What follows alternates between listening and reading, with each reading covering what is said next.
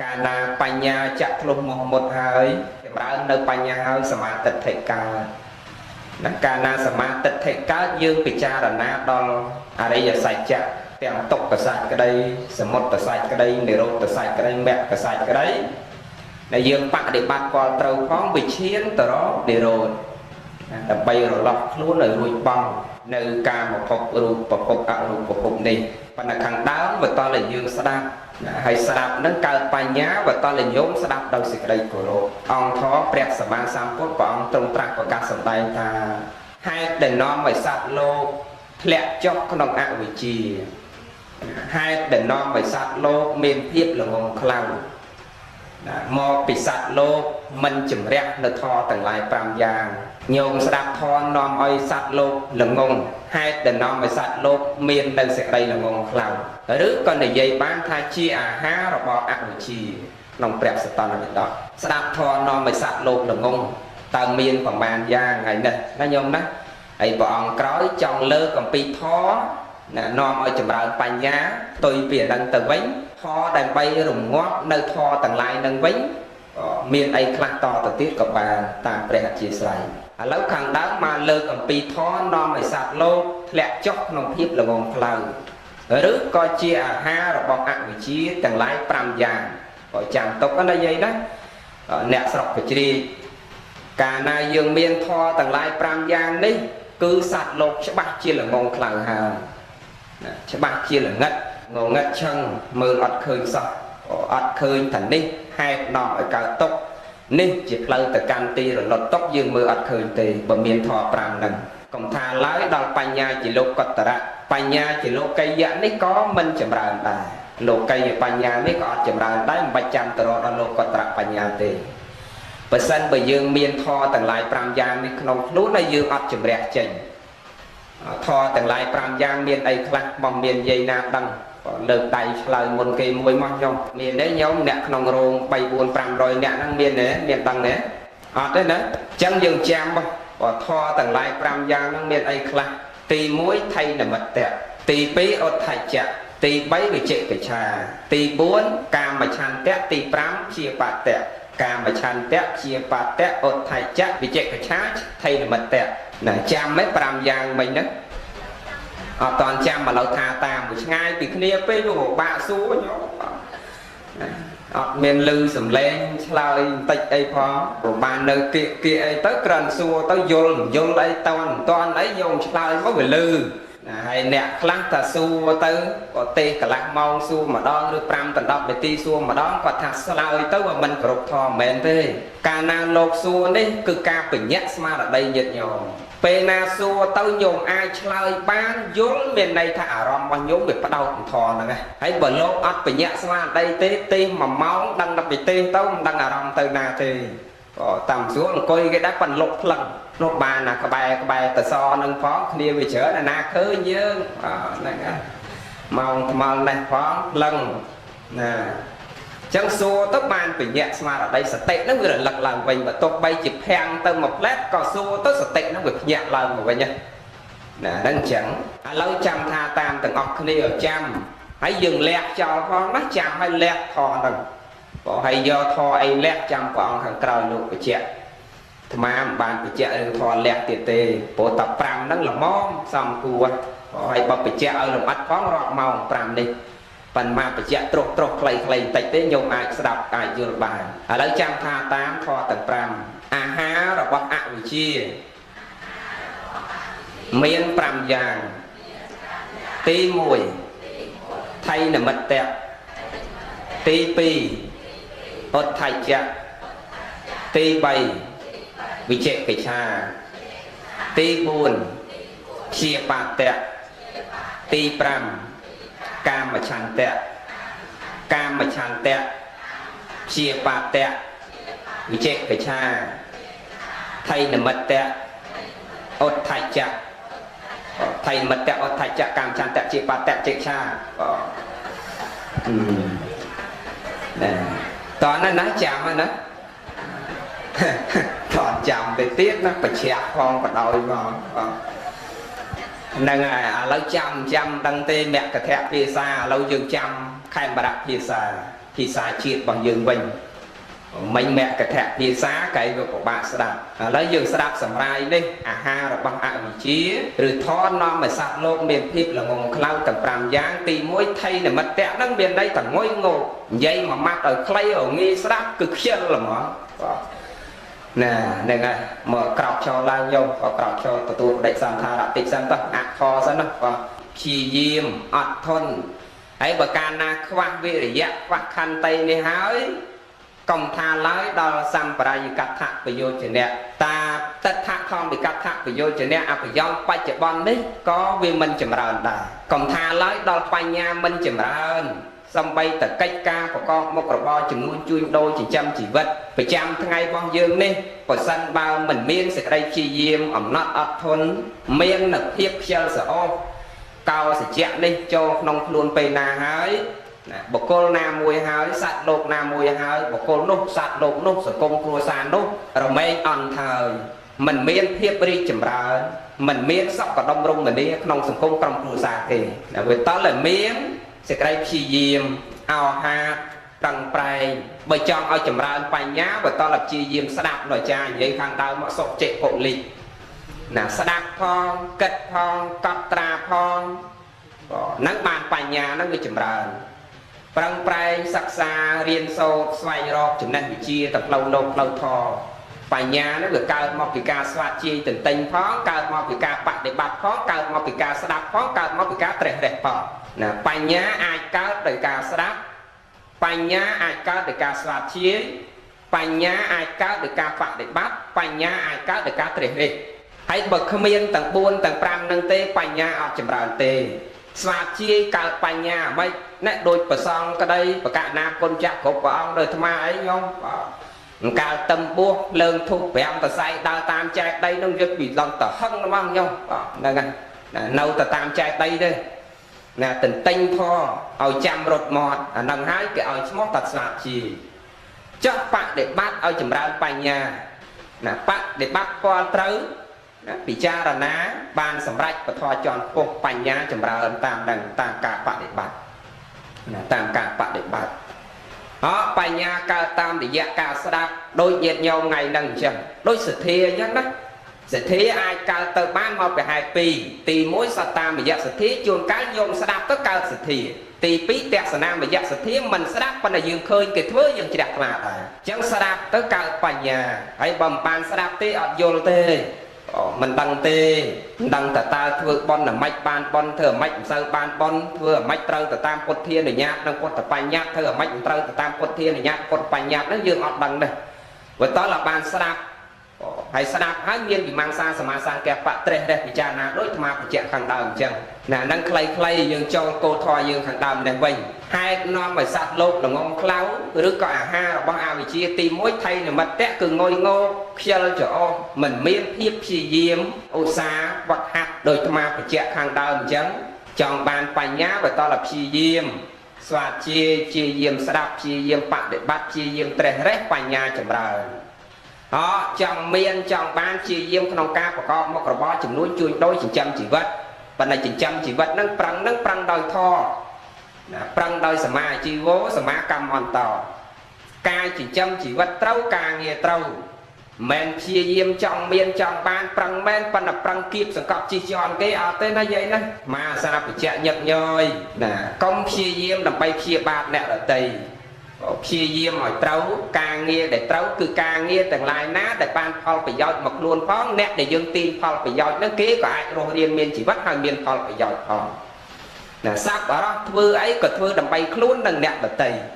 ណាមិនមែនធ្វើតែដើម្បីខ្លួនទេនិយាយអីគិតអីធ្វើអីហ្នឹងគឺធ្វើដើម្បីខ្លួននិងអ្នកដទៃនៅជុំវិញខ្លួនហ្នឹងសុខដោយសារផងហើយបើធ្វើគិតតែប្រយោជន៍ខ្លួនឯងហ្នឹងអត់កើតទេអញ្ចឹងបើចង់មានប្រឹងក្នុងការប្រកបមុខរបរចំនួនជួញដូរចិញ្ចឹមជីវិតចង់ចម្រើនបញ្ញាធ្វើអីខ្លះដូចអាត្មាបញ្ជាក់ខាងដើមហើយបើយើងអត់លះថៃនិមិត្តៈទី1នេះទេ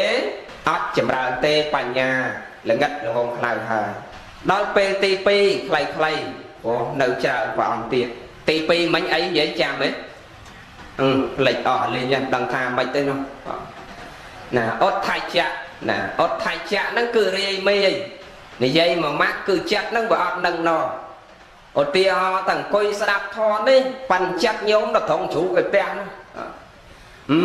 អញមកបនតាំងពីម្សិលមិញទល់ថ្ងៃនេះហើយមិនដឹងគូក៏បីជ្រូកមន់ទាឯងនៅផ្ទះណាមិនអាមិនទេទៅវិញត្រូវមាត់ឲ្យវាជាមួយវាណាឬក៏ពងអង្គុយស្ដាប់ធម៌នេះប៉ាន់ចិត្តនឹកឃើញកតុយលេខតុងទីននេះណាអាចិត្តហ្នឹងវារីមេវាមិនមែនជាអេកចិត្តមិនមែនជាអេកកតាអារម្មណ៍មិនមែនអារម្មណ៍តែមួយចិត្តតែមួយដៅនឹងពធអាចិត្តយើងហ្នឹងវារីមេនឹកនេះនឹកនោះគ្រប់សពបែបយ៉ាងអាហ្នឹងក៏មិនចម្រើនបញ្ញាដែរកាយញោមនៅក្នុងរោងមែនតែបើយើងមិនបានស្ដាប់យកចិត្តទុកដាក់ទេ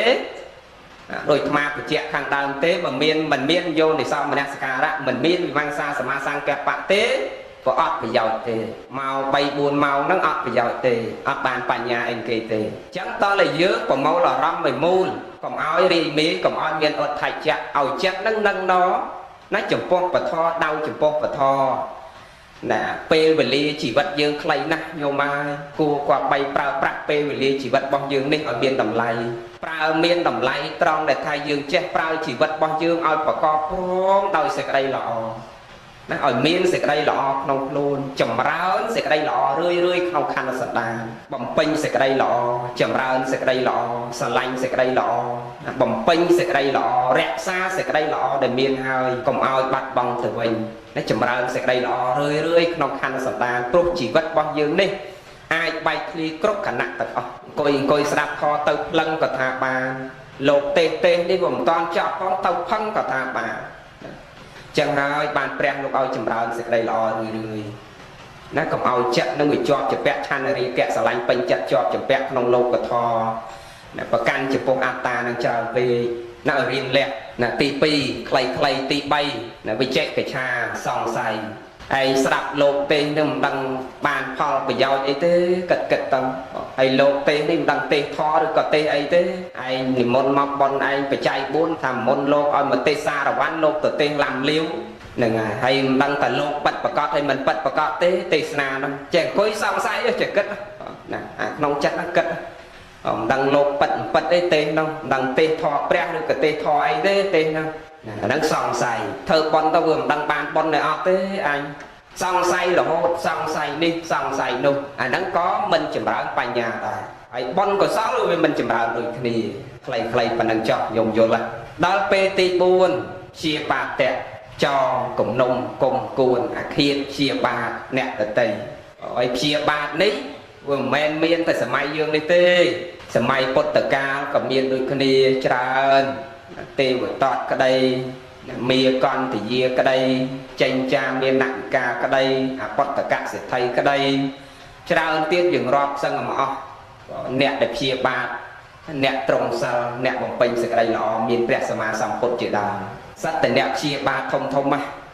អាម៉េចបាននាំគ្រាន់តែព្យាបាទសោះនាំឲ្យសត្វលោកងងខ្លៅដែរឧទាហរណ៍តែបកគលកខឹងបកគលខអ្នកស្រុកយើងសពថ្ងៃអាត្មាសង្កេតឃើញអញ្ចឹងកាលណាស្អប់បកគលណាហើយមិនស្ដាប់បកគលនឹងទេ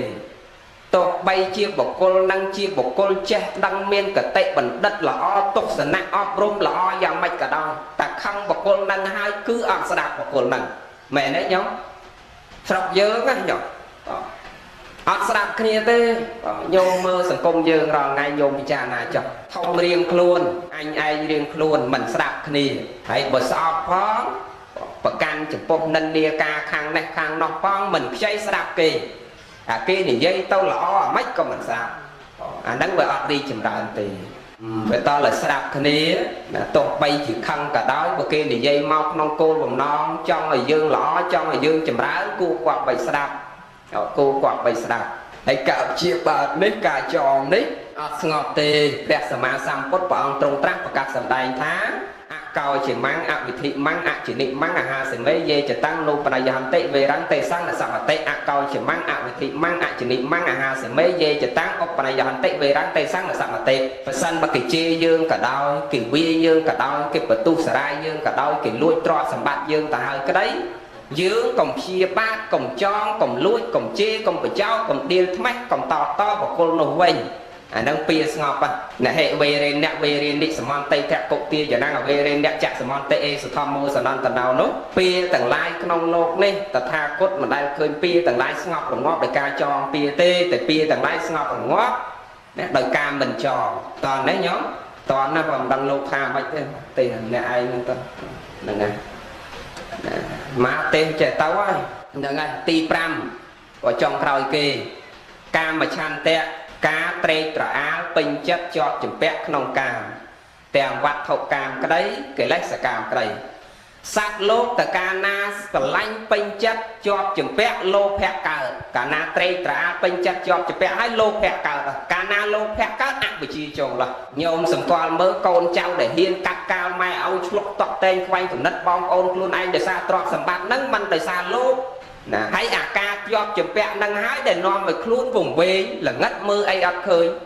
លែងគិតថាម៉ែមានគុណឪមានគុណបងប្អូនសាច់ញាតិខ្លួនឯងមានគុណកាត់កាលម៉ែឪខ្លួនឯងចោលដើម្បីទ្រព្យសម្បត្តិដោយសារដើមហេតុខាងដើមមកពីកាមឆន្ទៈស្រឡាញ់ពេញចិត្តជាប់ជំពាក់ប្រកាន់មមទាំងវត្ថុកាមកិលេសកម្មហ្នឹងប្រកាន់ចំពោះអត្តាហ្នឹងលោភៈវិចូលកាលណាលោភៈចូលអវិជ្ជាចម្រើនមោហៈអវិជ្ជាហ្នឹងចម្រើនកាលណាមោហៈអវិជ្ជាចម្រើនល្ងិតល្ងងនាំឲ្យសត្វហ្នឹងប្រព្រឹត្តធ្វើកាយក៏ជាកាយទុច្ចរិតវិជ័យក៏ជាវិជ័យទុច្ចរិតមโนក៏ជាមโนទុច្ចរិតផ្លូវទាំង3នេះកាយទ្វាវិជ័យទ្វាមโนទ្វាហ្នឹងអត់ចម្រើនកុសលទេចម្រើនតែអកុសល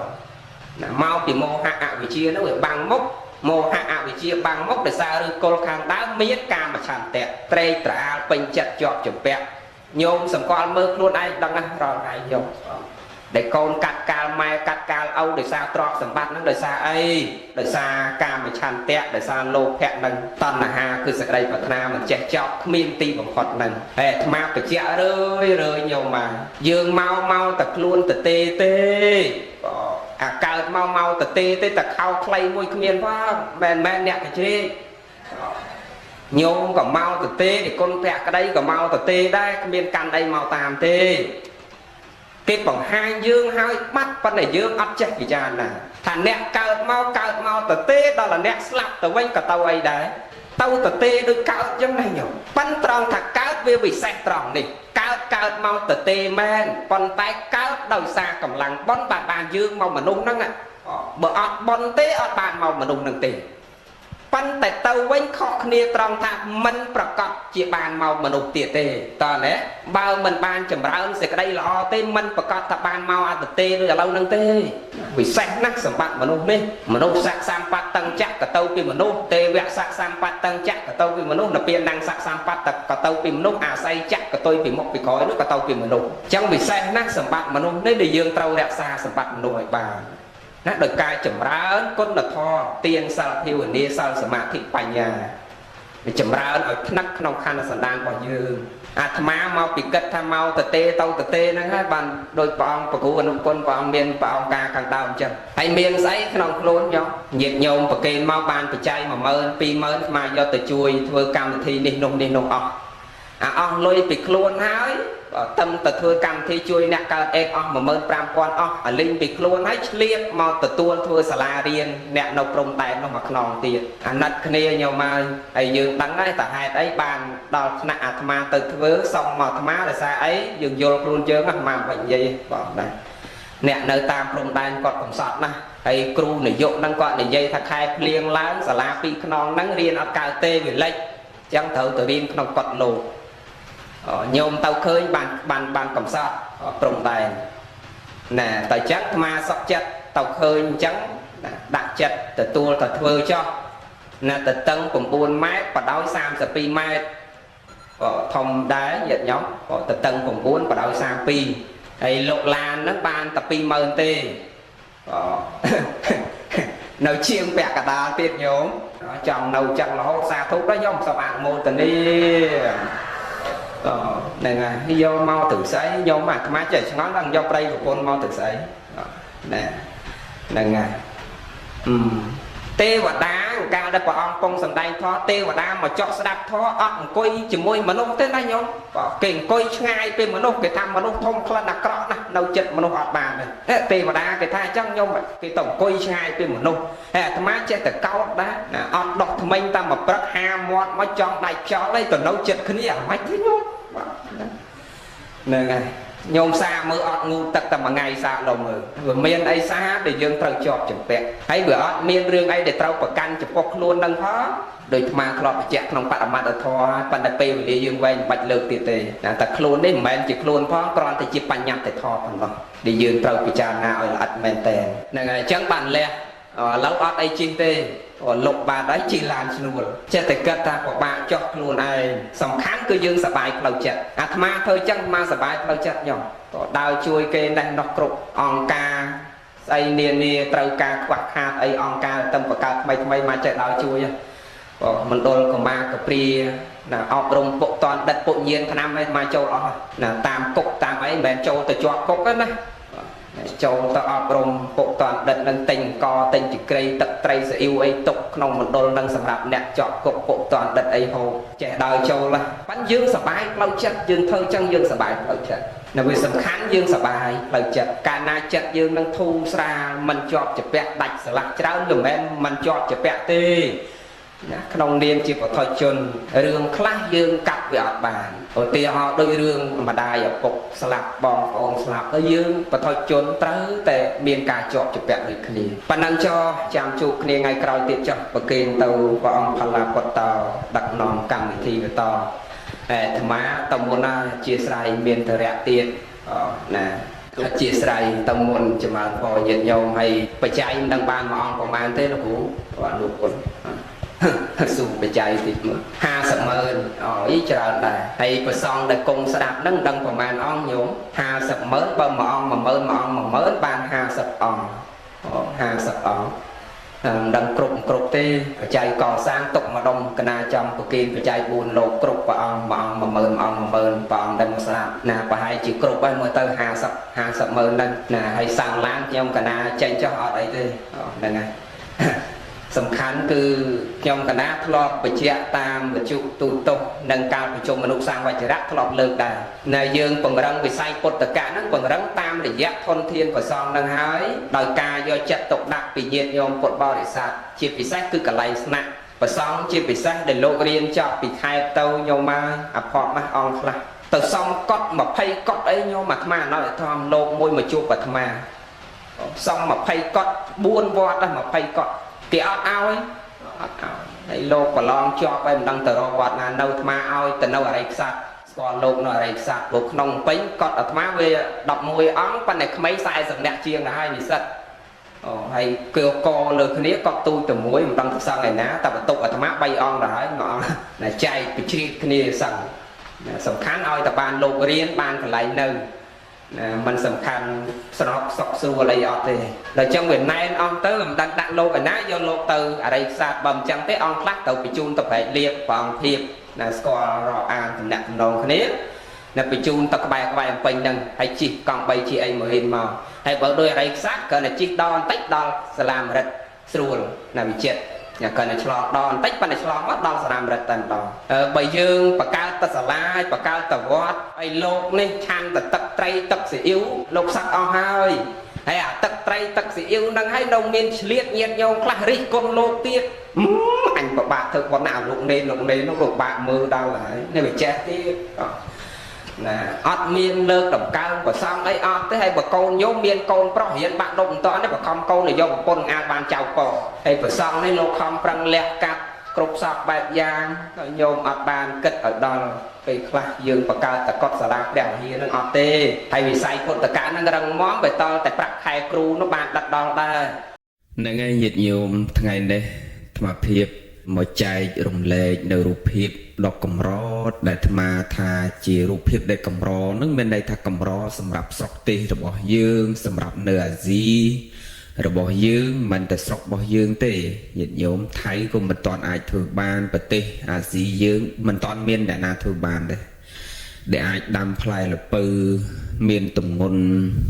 រហូតដល់2252.5 ផោនញាតិញោម2000 ផោនជាងបងញាតិញោមដឹងថាមួយផោនទម្ងន់ប្រមាណនេះមួយផោនគឺទម្ងន់ 4.5 ខាំអញ្ចឹង2ផោនស្មើនឹង9ខាំហ្នឹងហើយ2ផោនអត់បាន1គីឡូទេណាខ្មែរយើងភាគច្រើនគាត់ច្រឡំ2ផោនគាត់គិត1គីឡូ2ផោនគិត1គីឡូមិនមែនទេ2ផោនហ្នឹងបើយើងគិតជាខាំស្មើនឹង9ខាំព្រោះក្នុង1ផោនវា 4.5 អញ្ចឹង 2252.5 ផោនញាតិញោមគុណជាមួយនឹង 4.5 មកឃើញ 1134 ម៉ែអត់គុណណា.5 ផោនកតុយទេគុណយកតែ 2252 គុណនឹង 4.5 មកញោមឃើញ 1134 គីឡូបងអញ្ចឹងវាជារូបភាពដែលកម្រសម្រាប់អាស៊ីយើងតែម្ដងមិនមែនតែប្រទេសយើងឯងកុំនិយាយថាប្រទេសយើងគឺមកអាស៊ីហ្នឹងគឺមិនមានប្រទេសណាមួយដែលអាចដាំផ្លែល្ពៅរហូតដល់មួយផ្លែទម្ងន់ 1134 គីឡូជាង 1000 គីឡូញាតិញោមធ្ងន់មែនតែនណាល្ពៅមួយជាង 1000 គីឡូញាតិញោមគិតពីទម្ងន់មនុស្សវិញបើមនុស្សនឹងទម្ងន់ 50 គីឡូ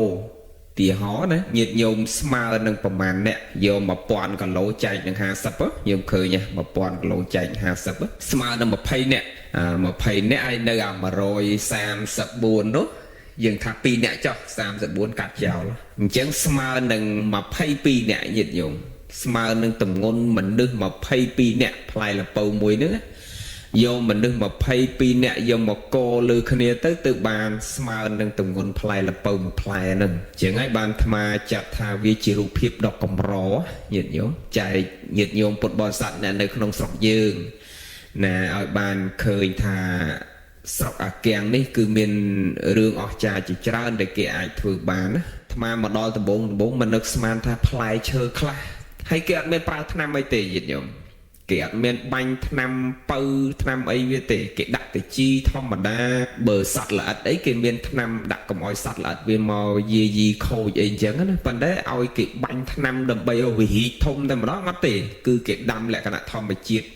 គេថែរក្សានៅតាមផ្ទះរបស់គេអញ្ចឹងទៅឬក៏នៅកសិដ្ឋានរបស់គេមួយអញ្ចឹងដូចកន្លែងនេះកន្លែងកសិដ្ឋានរបស់គេដាំញាតិញោមកន្លែងចំការរបស់គេហ្នឹងហើយផ្លែល្ពៅទាំងអស់ហ្នឹងគឺមានខ្លះ 1000 ផោនជាងខ្លះ 2000 ផោនជាងខ្លះ 2000 ផោនគឺយកមកពីកន្លែងផ្សេងគ្នាមិនមែននៅកសិដ្ឋាននឹងទាំងអស់ហើយញាតិញោមដូចថាផ្ទះគ្រួសារណាគេអាចដាំកំសាន្តណាគេដាំកំសាន្តលេងទៅហើយវាមានទម្ងន់ធំចាប់ពី600 ផោន 700 ផោនទៅគឺចំការមួយហ្នឹងគេទៅទិញយកមកឲ្យដើម្បីដាក់តាំងនៅចំការរបស់គេអញ្ចឹងណាញាតិញោមគេប្រមូលទិញយកមកឲ្យតាមផ្ទះហ្នឹងអញ្ចឹងថ្ងៃនេះថាអ្វីដែលអាត្មាចង់ចែករំលែករូបភាពទី1គឺជារូបភាពកម្រសម្រាប់ញាតិញោមប្រុសស្រីនៅស្រុកយើងដែលយើងមិនដែលឃើញថាផ្លែល្ពៅឯណាគេអាចដាំបានរហូតដល់ 2000 ផោនជាងស្មើនឹងជាង 1000 គីឡូទេទី1អ្វីដែលអាត្មាចង់ចែកនៅក្នុងវីដេអូនេះហើយអ្វីដែលអាត្មាចង់ចែករំលែកសំខាន់នៅចំណុចទី2ចំណុចសំខាន់ទី2អ្វីដែលអាត្មាចង់ចែករំលែកថាប្រទេសអ្នកមានឬក៏ប្រទេសដែលគេអភិវឌ្ឍប្រទេសដែលគេអាចធ្វើរឿងគ្រប់យ៉ាងដោយខ្លួនគេបានប្រទេសដែលគេសម្បូរធនធានមនុស្សប្រទេសដែលគេសម្បូរដោយអ្នកចេះដឹងប្រជាជនមានចំណេះដឹងប្រហាក់ប្រហែលនឹងគ្នាអញ្ចឹងញាតិញោមប្រជាជនទូទៅមានចំណេះដឹងប្រហាក់ប្រហែលគ្នាលើសខ្វះគ្នាតិចតួចប្រាក់ខែក៏មិនលើសខ្វះគ្នាច្រើនទ្រព្យសម្បត្តិក៏មិនលើសខ្វះគ្នាច្រើនលើកលែងតែសេដ្ឋីប្រមាណអ្នកយើងដកសេដ្ឋីប្រមាណអ្នកនឹងចេញតែប្រជាជនទូទៅគឺអ្វីគ្រប់យ៉ាង everything គឺមានលក្ខណៈប្រហាក់ប្រហែលគ្នាមិនក្រពេកមិនមានពេកមិនចេះដឹងពេកមិនល្ងងខ្លៅពេកអញ្ចឹង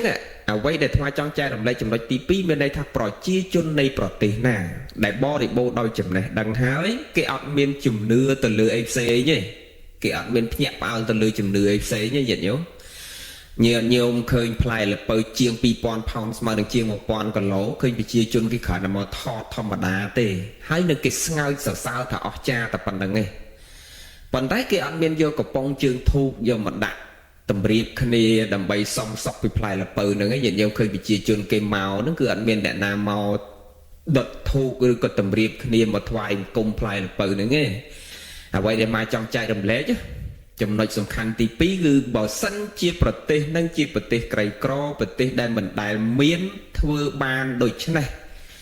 ឧទាហរណ៍ថាកើតឡើងនៅស្រុកខ្មែរយើងចោះកុំថាដល់ផ្លែល្ពៅជាង 2000 ផោនស្មើនឹងជាង 1000 គីឡូនេះកើតឡើងនៅស្រុកខ្មែរយើងត្រឹមតែល្ពៅទម្ងន់ប្រហែលជា300 គីឡូចោះកុំថាជាង 1000 គីឡូដូចគេ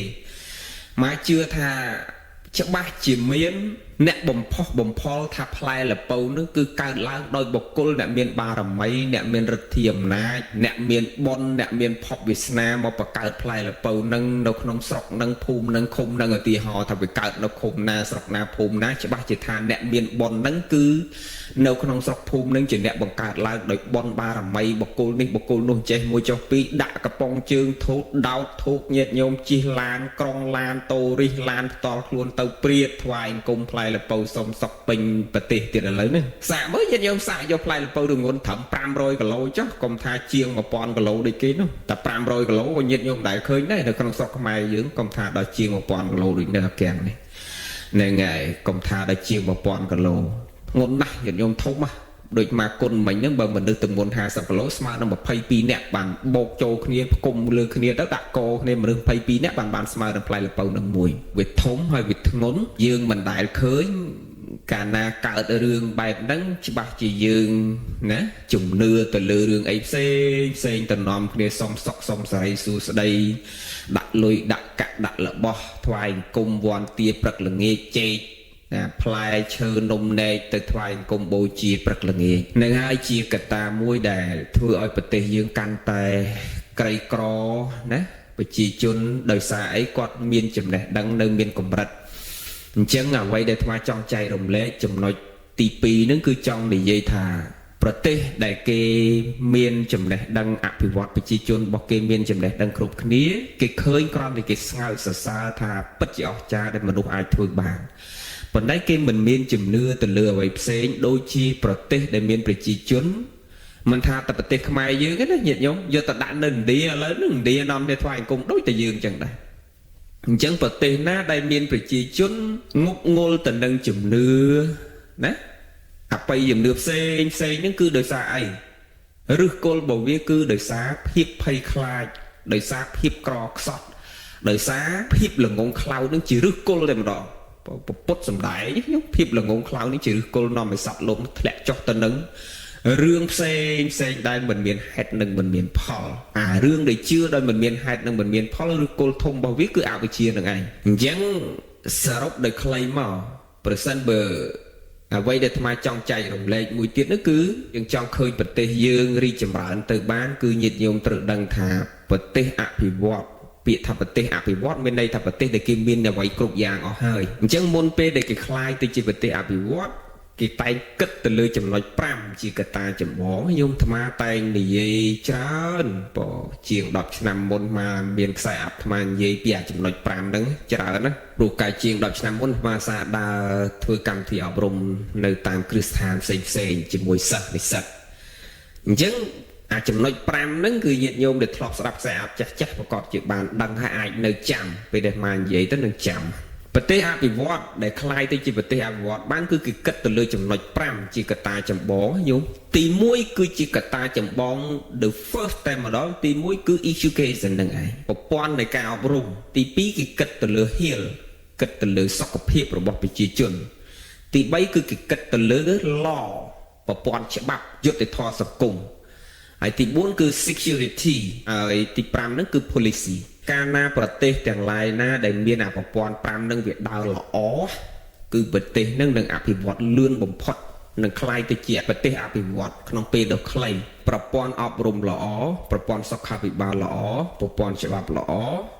ហើយសុវត្ថិភាពសង្គមនិងគោលនយោបាយល្អកាលណាអា5នឹងវាដើរទន្ទឹមគ្នាល្អហើយញាតិញោមគឺប្រទេសនឹងคล้ายទៅជាប្រទេសអភិវឌ្ឍដោយលឿនព្រោះប្រទេសអភិវឌ្ឍទូទៅគឺគិតទៅលើចំណុច5នឹងជាកត្តាចម្បងអញ្ចឹងមកបញ្ជាក់ខ្លីៗថាទី1ប្រព័ន្ធអប់រំល្អមានន័យថាម៉េចប្រព័ន្ធអប់រំល្អមានន័យថាគេគិតទៅលើប្រជាពលរដ្ឋទូទៅអាចទទួលបាននៅចំណេះដឹងដូចគ្នាប្រព័ន្ធអប់រំតែមួយពាក្យថាប្រព័ន្ធអប់រំតែមួយមានន័យថាសាលារដ្ឋក៏ប្រព័ន្ធអប់រំល្អរបៀបហ្នឹង សាលាឯកជន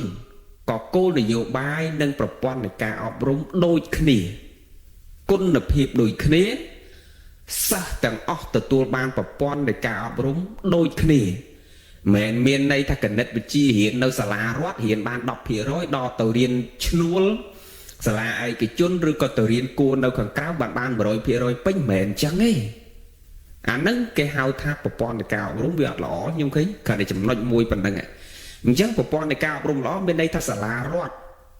សិស្សមកទទួលការអប់រំនៅសាលារដ្ឋសិស្សក្រីក្រសិស្សដែលមិនមានលទ្ធភាពរៀននៅសាលាឯកជនក៏គាត់ទទួលបានការអប់រំល្អដូចសាលាឯកជនហើយប្រព័ន្ធអប់រំតែមួយសាលាឯកជនគ្រាន់តែថាការថែទាំយកចិត្តទុកដាក់សេវាកម្មផ្សេងការដឹកជញ្ជូនអាហ្នឹងរឿងរបស់គេផ្សេងប៉ុន្តែប្រព័ន្ធអប់រំតែមួយសាលារដ្ឋក៏ប្រព័ន្ធអប់រំល្អសាលាឯកជនក៏ប្រព័ន្ធអប់រំដូចតែសាលារដ្ឋអញ្ចឹងដែរគ្រាន់តែថាអាប្រព័ន្ធខាងក្រៅអាបណ្ណឹះខាងក្រៅដែលគេរៀបចំសេវាកម្មផ្សេងខាងក្រៅអានឹងរឿងមួយផ្សេងប៉ុន្តែប្រព័ន្ធអប់រំគឺតែមួយសាលារដ្ឋក៏ល្អសាលាឯកជនក៏ល្អអញ្ចឹងកូនអ្នកក្រក៏ទទួលបានការអប់រំល្អដូចកូនអ្នកមានខ្ញុំឃើញទេអាហ្នឹងដែលធ្វើឲ្យប្រជាពលរដ្ឋរបស់គេមានចំណេះដឹងប្រហាក់ប្រហែលគ្នាមិនលើសខ្វះគ្នាហើយយកចិត្តទុកដាក់ជាមួយគ្រូបង្រៀនដើម្បីឲ្យប្រព័ន្ធអប់រំនឹងវាដើរល្អទៅបានមិនមែនគិតតែកត្តាអប់រំទេយកចិត្តទុកដាក់ជាមួយគ្រូបង្រៀនពាក់ព័ន្ធនឹងប្រាក់ខែរបស់គាត់កាលណាប្រាក់ខែរបស់គាត់បានគ្រប់ដែលគាត់អាចរស់បានហើយគាត់អត់មានកំណត់កັບកេងទៅបង្រៀនគូយកលុយក្មេងខាងក្រៅឬអត់មានកំណត់ទៅធ្វើអីរឿងផ្សេងទេគាត់គិតតែពីរឿងស្រាវជ្រាវមេរៀនថ្មីនឹងរបបកំហើញថ្មីកំណត់ថ្មីយកមកបញ្យលកូនចៅរបស់យើងឲ្យទទួលបាននូវចំណេះដឹងផ្សេងថ្មីអញ្ចឹងខ្លីប៉ុណ្ណឹងបាច់បញ្ជាក់ទៅទៀតទេដឹងថាប្រព័ន្ធអប់រំល្អទី1ទី2គឺសុខភាពរបស់ប្រជាពលរដ្ឋបើប្រជាពលរដ្ឋនៃប្រទេសណាដែលមានសុខភាពល្អយើងមិនបាច់ទៅនិយាយដល់ប្រទេសទាំងមូលទេយើងនិយាយគ្រួសារណាដែលមានសុខភាពល្អគ្រប់គ្នាគ្រួសារនឹងចូលមកទាំងអស់សុភមង្គលក៏ចូលមកសេចក្តីសុខផ្លូវចិត្តផ្លូវកាយក៏ចូលមកទ្រព្យសម្បត្តិក៏ចូលមកសល់នៅទាំងអស់អ្វីគ្រប់យ៉ាងគឺវាចូលមកទាំងអស់ប្រសិនបើមានសុខភាពណាអញ្ចឹងប្រទេសជាតិមួយដែលប្រជាជន90% ឈឺគ្រប់គ្នាណាបន្តិចចូលពេទ្យថ្នាំជាប់ខ្លួនរៀងខ្លួនអាខ្លះកើតមហារីកខ្លះកើតបេះដូងកើតទីទឹកប៉ែប្រមាត់កើតថ្លើមគ្រប់គ្នាអស់ទៅនឹងឲ្យជំងឺច្រើនជាងអ្នកដែលអត់ឈឺនិយាយចេះ 80% ឈឺ 20% អត់ឈឺអញ្ចឹងទៅធ្វើម៉េចឲ្យសេដ្ឋកិច្ចនឹងវាដើរព្រោះប្រព័ន្ធសុខភាពនេះថ្លៃណាស់ញោមប្រទេសណាដូចប្រទេសណាដែរញាតិញោមដឹងខ្លួនឯងថាឈឺម្ដងទៅថៃអស់ប្រហែល$10,000ទៅមួយជើងបងអញ្ចឹងមានន័យថាយើងចំណាយលុយរាប់ឆ្នាំយកមកមើលសុខភាពបាត់តែមួយពេលពីរពេលអស់អាលីងចឹងធ្វើម៉េចឲ្យសេដ្ឋកិច្ចគ្រួសាររបស់យើងរីកចម្រើនហើយបើសេដ្ឋកិច្ចគ្រួសារមួយវាមិនរីកចម្រើនទៅធ្វើម៉េចឲ្យសហគមន៍មួយវារីកចម្រើនទៅកើតហើយបើសហគមន៍ទាំងអស់នឹងវាអត់រីកចម្រើនទៅធ្វើម៉េចឲ្យជាតិនឹងវារីកចម្រើនរឹងមាំកើតអញ្ចឹងអាប្រព័ន្ធសុខាភិបាលនេះក៏សំខាន់ដែរទី2មិនមែនក៏សំខាន់ទេគឺសត្វតែសំខាន់អាទី2នេះរឹតតែសំខាន់ទៀតបងអញ្ចឹងអាប្រព័ន្ធទី1 the first អាប្រព័ន្ធសំខាន់ទី1គឺប្រព័ន្ធអប់រំប្រព័ន្ធទី2គឺប្រព័ន្ធសុខាភិបាលហើយប្រព័ន្ធសុខាភិបាលនេះក៏ដូចគ្នានឹងប្រព័ន្ធអប់រំដែរខ្ញុំបកថយក្រោយបន្តិចថាប្រព័ន្ធសុខាភិបាលនេះពេទ្យរដ្ឋក្តីពេទ្យឯកជនក្តីគឺចំណេះជំនាញរបស់ពេទ្យនឹងគឺដូចគ្នាចេះដូចគ្នាល្អដូចគ្នាយកចិត្តទុកដាក់លើអ្នកជំងឺដូចគ្នាល្អដូចគ្នាកាលណាប្រព័ន្ធសុខាភិបាលនឹងវាល្អហើយយើងគិតតាំងពីចំណីអាហារការនាំចូលរដ្ឋនឹងគឺរដ្ឋបតឹងត្រួតពិនិត្យលើចំណីអាហារការនាំចូលគ្រប់បែបយ៉ាងទាំងអស់លើសុខទុក្ខនៃសុខភាពរបស់ប្រជាពលរដ្ឋតើយើងធ្វើម៉េចដើម្បីប្រទេសជាតិយើងដែលញាតិញោមច្រើនសួរសំណួរដែរតើយើងនាំគ្នាធ្វើម៉េច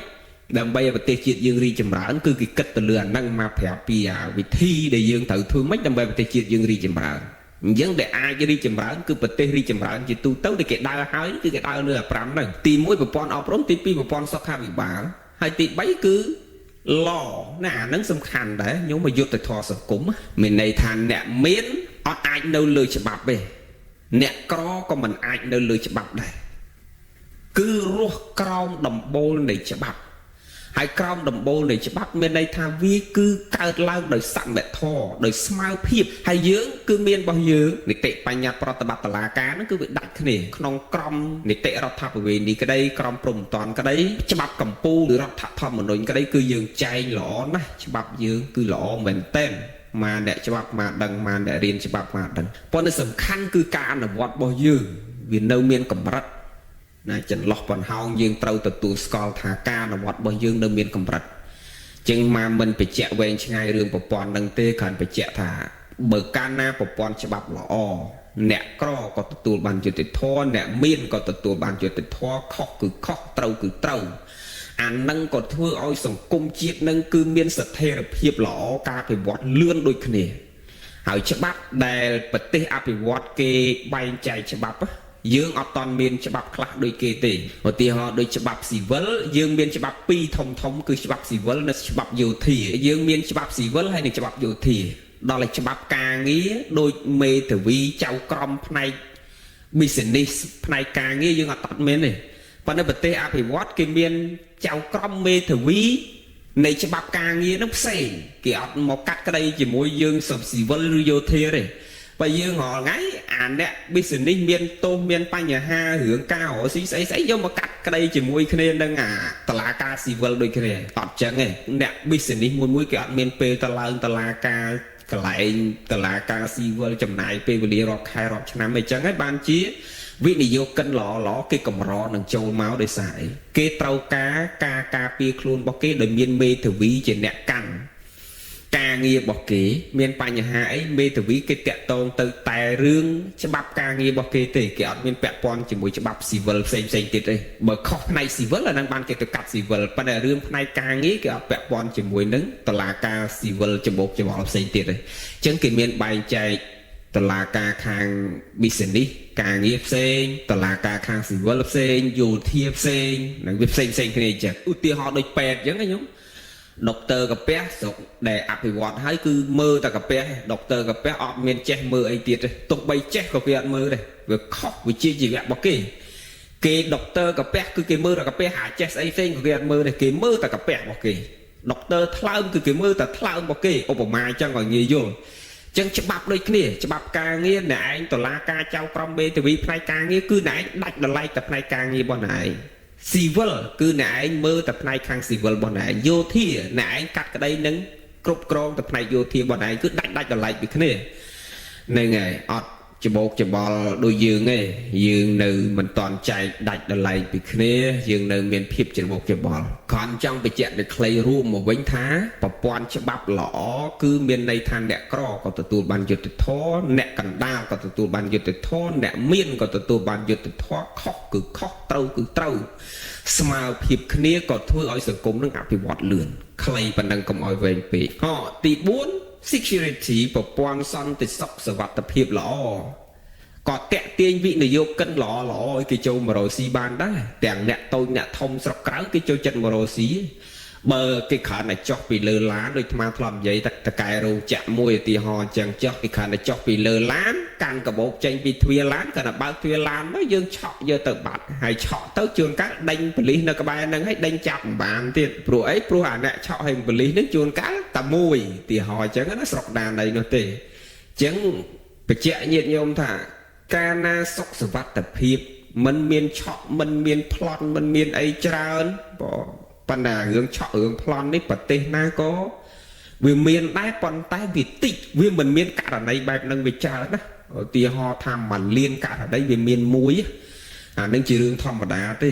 ពិភពលោកនឹងប្រទេសណាដូចប្រទេសណាដែរវាមានប៉ុន្តែវាតិចបំផុតហើយតិចហើយរត់អត់រួចទៀតញាតិញោមស្រុកអាកាំងនេះអីញាតិញោមមកបាញ់តែមកពងឥឡូវនឹងអ្នកឯងរត់ទៅដល់ឋានណាឥឡូវរត់ដល់ណាក៏គេរកឃើញគេចាប់បានដែរព្រោះក្របកភ្លើងលេខកូដលេខក្របអីគេមានទាំងអស់ហើយកាមេរ៉ាគ្រប់កន្លែងទាំងអស់គ្មានរត់ទៅណារួចទេដល់អញ្ចឹងមនុស្សវាអត់ហ៊ានប្រព្រឹត្តបទល្មើសហ្នឹងប្រព័ន្ធសន្តិសុខហ្នឹងគឺល្អតែម្ដងហើយប៉ូលីសរបស់គេគឺតាពើគឺដល់ភ្លាមញាតិញោមខលភ្លាមគឺដល់ភ្លាមអញ្ចឹងធ្វើឲ្យមនុស្សវាខ្លាចមនុស្សវាគោរពច្បាប់ណាហើយមួយយ៉ាងប្រព័ន្ធអប់រំរបស់គេល្អទៅគឺមនុស្សអត់មានអ្នកណាសូវប្រព្រឹត្តបទអញ្ចឹងទេ នឹងវាមានដូចស្មាននិយាយនៅលើពិភពលោកក្នុងប្រទេសណាក៏មានទៅតិចវាតិចបំផុតដែលមិនងាយនឹងកើតមានណាខ្លីប៉ុណ្ណឹងអញ្ចឹងប្រព័ន្ធសន្តិសុខគឺជារឿងសំខាន់ណាស់ណាវាតាក់ទាញវិនិយោគិនល្អគេចូលមកដែរដូចស្មាននិយាយមិញគ្រាន់តែបើកទ្វារឡានលេឯងទៅឆក់យករបស់គេរត់ដាច់ដៃដាច់ជើងអស់ហើយណាចុះទៅលើកង់3ទាញគ្នាតណាត់តណែងហ្នឹងហើយឆក់ផងប្លន់ផងគ្រប់បែបយ៉ាងទាំងអស់ដើរពេលយប់សឹងមិនហ៊ានដើរអាហ្នឹងធ្វើឲ្យអ្នកណាគេហ៊ានចុះមករស់ស៊ីរស់នៅជាមួយយើងអត់ទេទីហោអញ្ចឹងណាមិនប្រទេសយើងនេះគឺមកនិយាយជាទូទៅដែលបើសិនវាយើងចង់ធ្វើឲ្យប្រទេសយើងអភិវឌ្ឍលឿនគឺវា5ហ្នឹងវាសំខាន់ណាស់វាតាក់ទងគ្នាហើយទី5ចុងក្រោយគេខ្លីៗគឺ policy គោលនយោបាយញាតិញោមកាលណារដ្ឋយើងមានគោលនយោបាយល្អគោលនយោបាយល្អហ្នឹងមានន័យថាគោលនយោបាយចាប់ពីការលើកទឹកចិត្តពុវិនិយោគិនអ្នក business តូចនៅក្នុងស្រុកក្រៅស្រុកជាពិសេស bill អ្នកក្នុងស្រុកហ្នឹងបើកាលណាចង់រកស៊ីអីហើយខ្វះដើមទុនអីរត់គេ bill ហ្មងគេជួយអញ្ចឹងទៅឲ្យជាកម្ចីឲ្យជាការលើកទឹកចិត្តសម្រួលផ្លូវច្បាប់អីទីហោអញ្ចឹងគោលនយោបាយចេញមកមកអាណត្តិហ្នឹងគឺមានលក្ខណៈល្អប្រសើរធ្វើឲ្យប្រជាពលរដ្ឋក្តីវិនិយោគិនផ្សេងក្តីមានអារម្មណ៍ល្អក្នុងការមានទំនុកទុកចិត្តនិងមានអារម្មណ៍ល្អក្នុងការមកដាក់ទុនរកស៊ីទី1ទី2 policy នេះពាក់ព័ន្ធជាមួយនឹងគោលនយោបាយនៃការដឹកនាំរបស់ថ្នាក់ដឹកនាំបកមួយនៅក្នុងរដ្ឋមួយហ្នឹងវាមានបកផ្សេងគ្នាប៉ុន្តែគោលនយោបាយនៃបកផ្សេងគ្នាហ្នឹងទោះបីជាប្រឆាំងគ្នានៅពេលដែលបោះឆ្នោតនៅពេលដែលឃោសនាដោយពិតមកលើកឧទាហរណ៍ថានៅអាមេរិកនេះចុះនៅអាមេរិកនេះថ្ងៃនេះបោះឆ្នោតទេញាតិញោមថ្ងៃនេះបោះឆ្នោតហើយយើងបញ្ចប់ថ្ងៃហ្នឹងហ៎ពងរាប់ស្លឹកឆ្នោតអញ្ចឹងតិចទៀតដឹងលទ្ធផលហើយអញ្ចឹងទោះបីជាមុនពេលបោះឆ្នោតជជែកគ្នាមានតឹងតសៃកដាក់គ្នាមតិយោបល់ផ្ទុយគ្នាផ្សេងគ្នាមិនត្រូវគ្នាយ៉ាងម៉េចក៏ដោយប៉ុន្តែក្រោយពេលបោះឆ្នោតចប់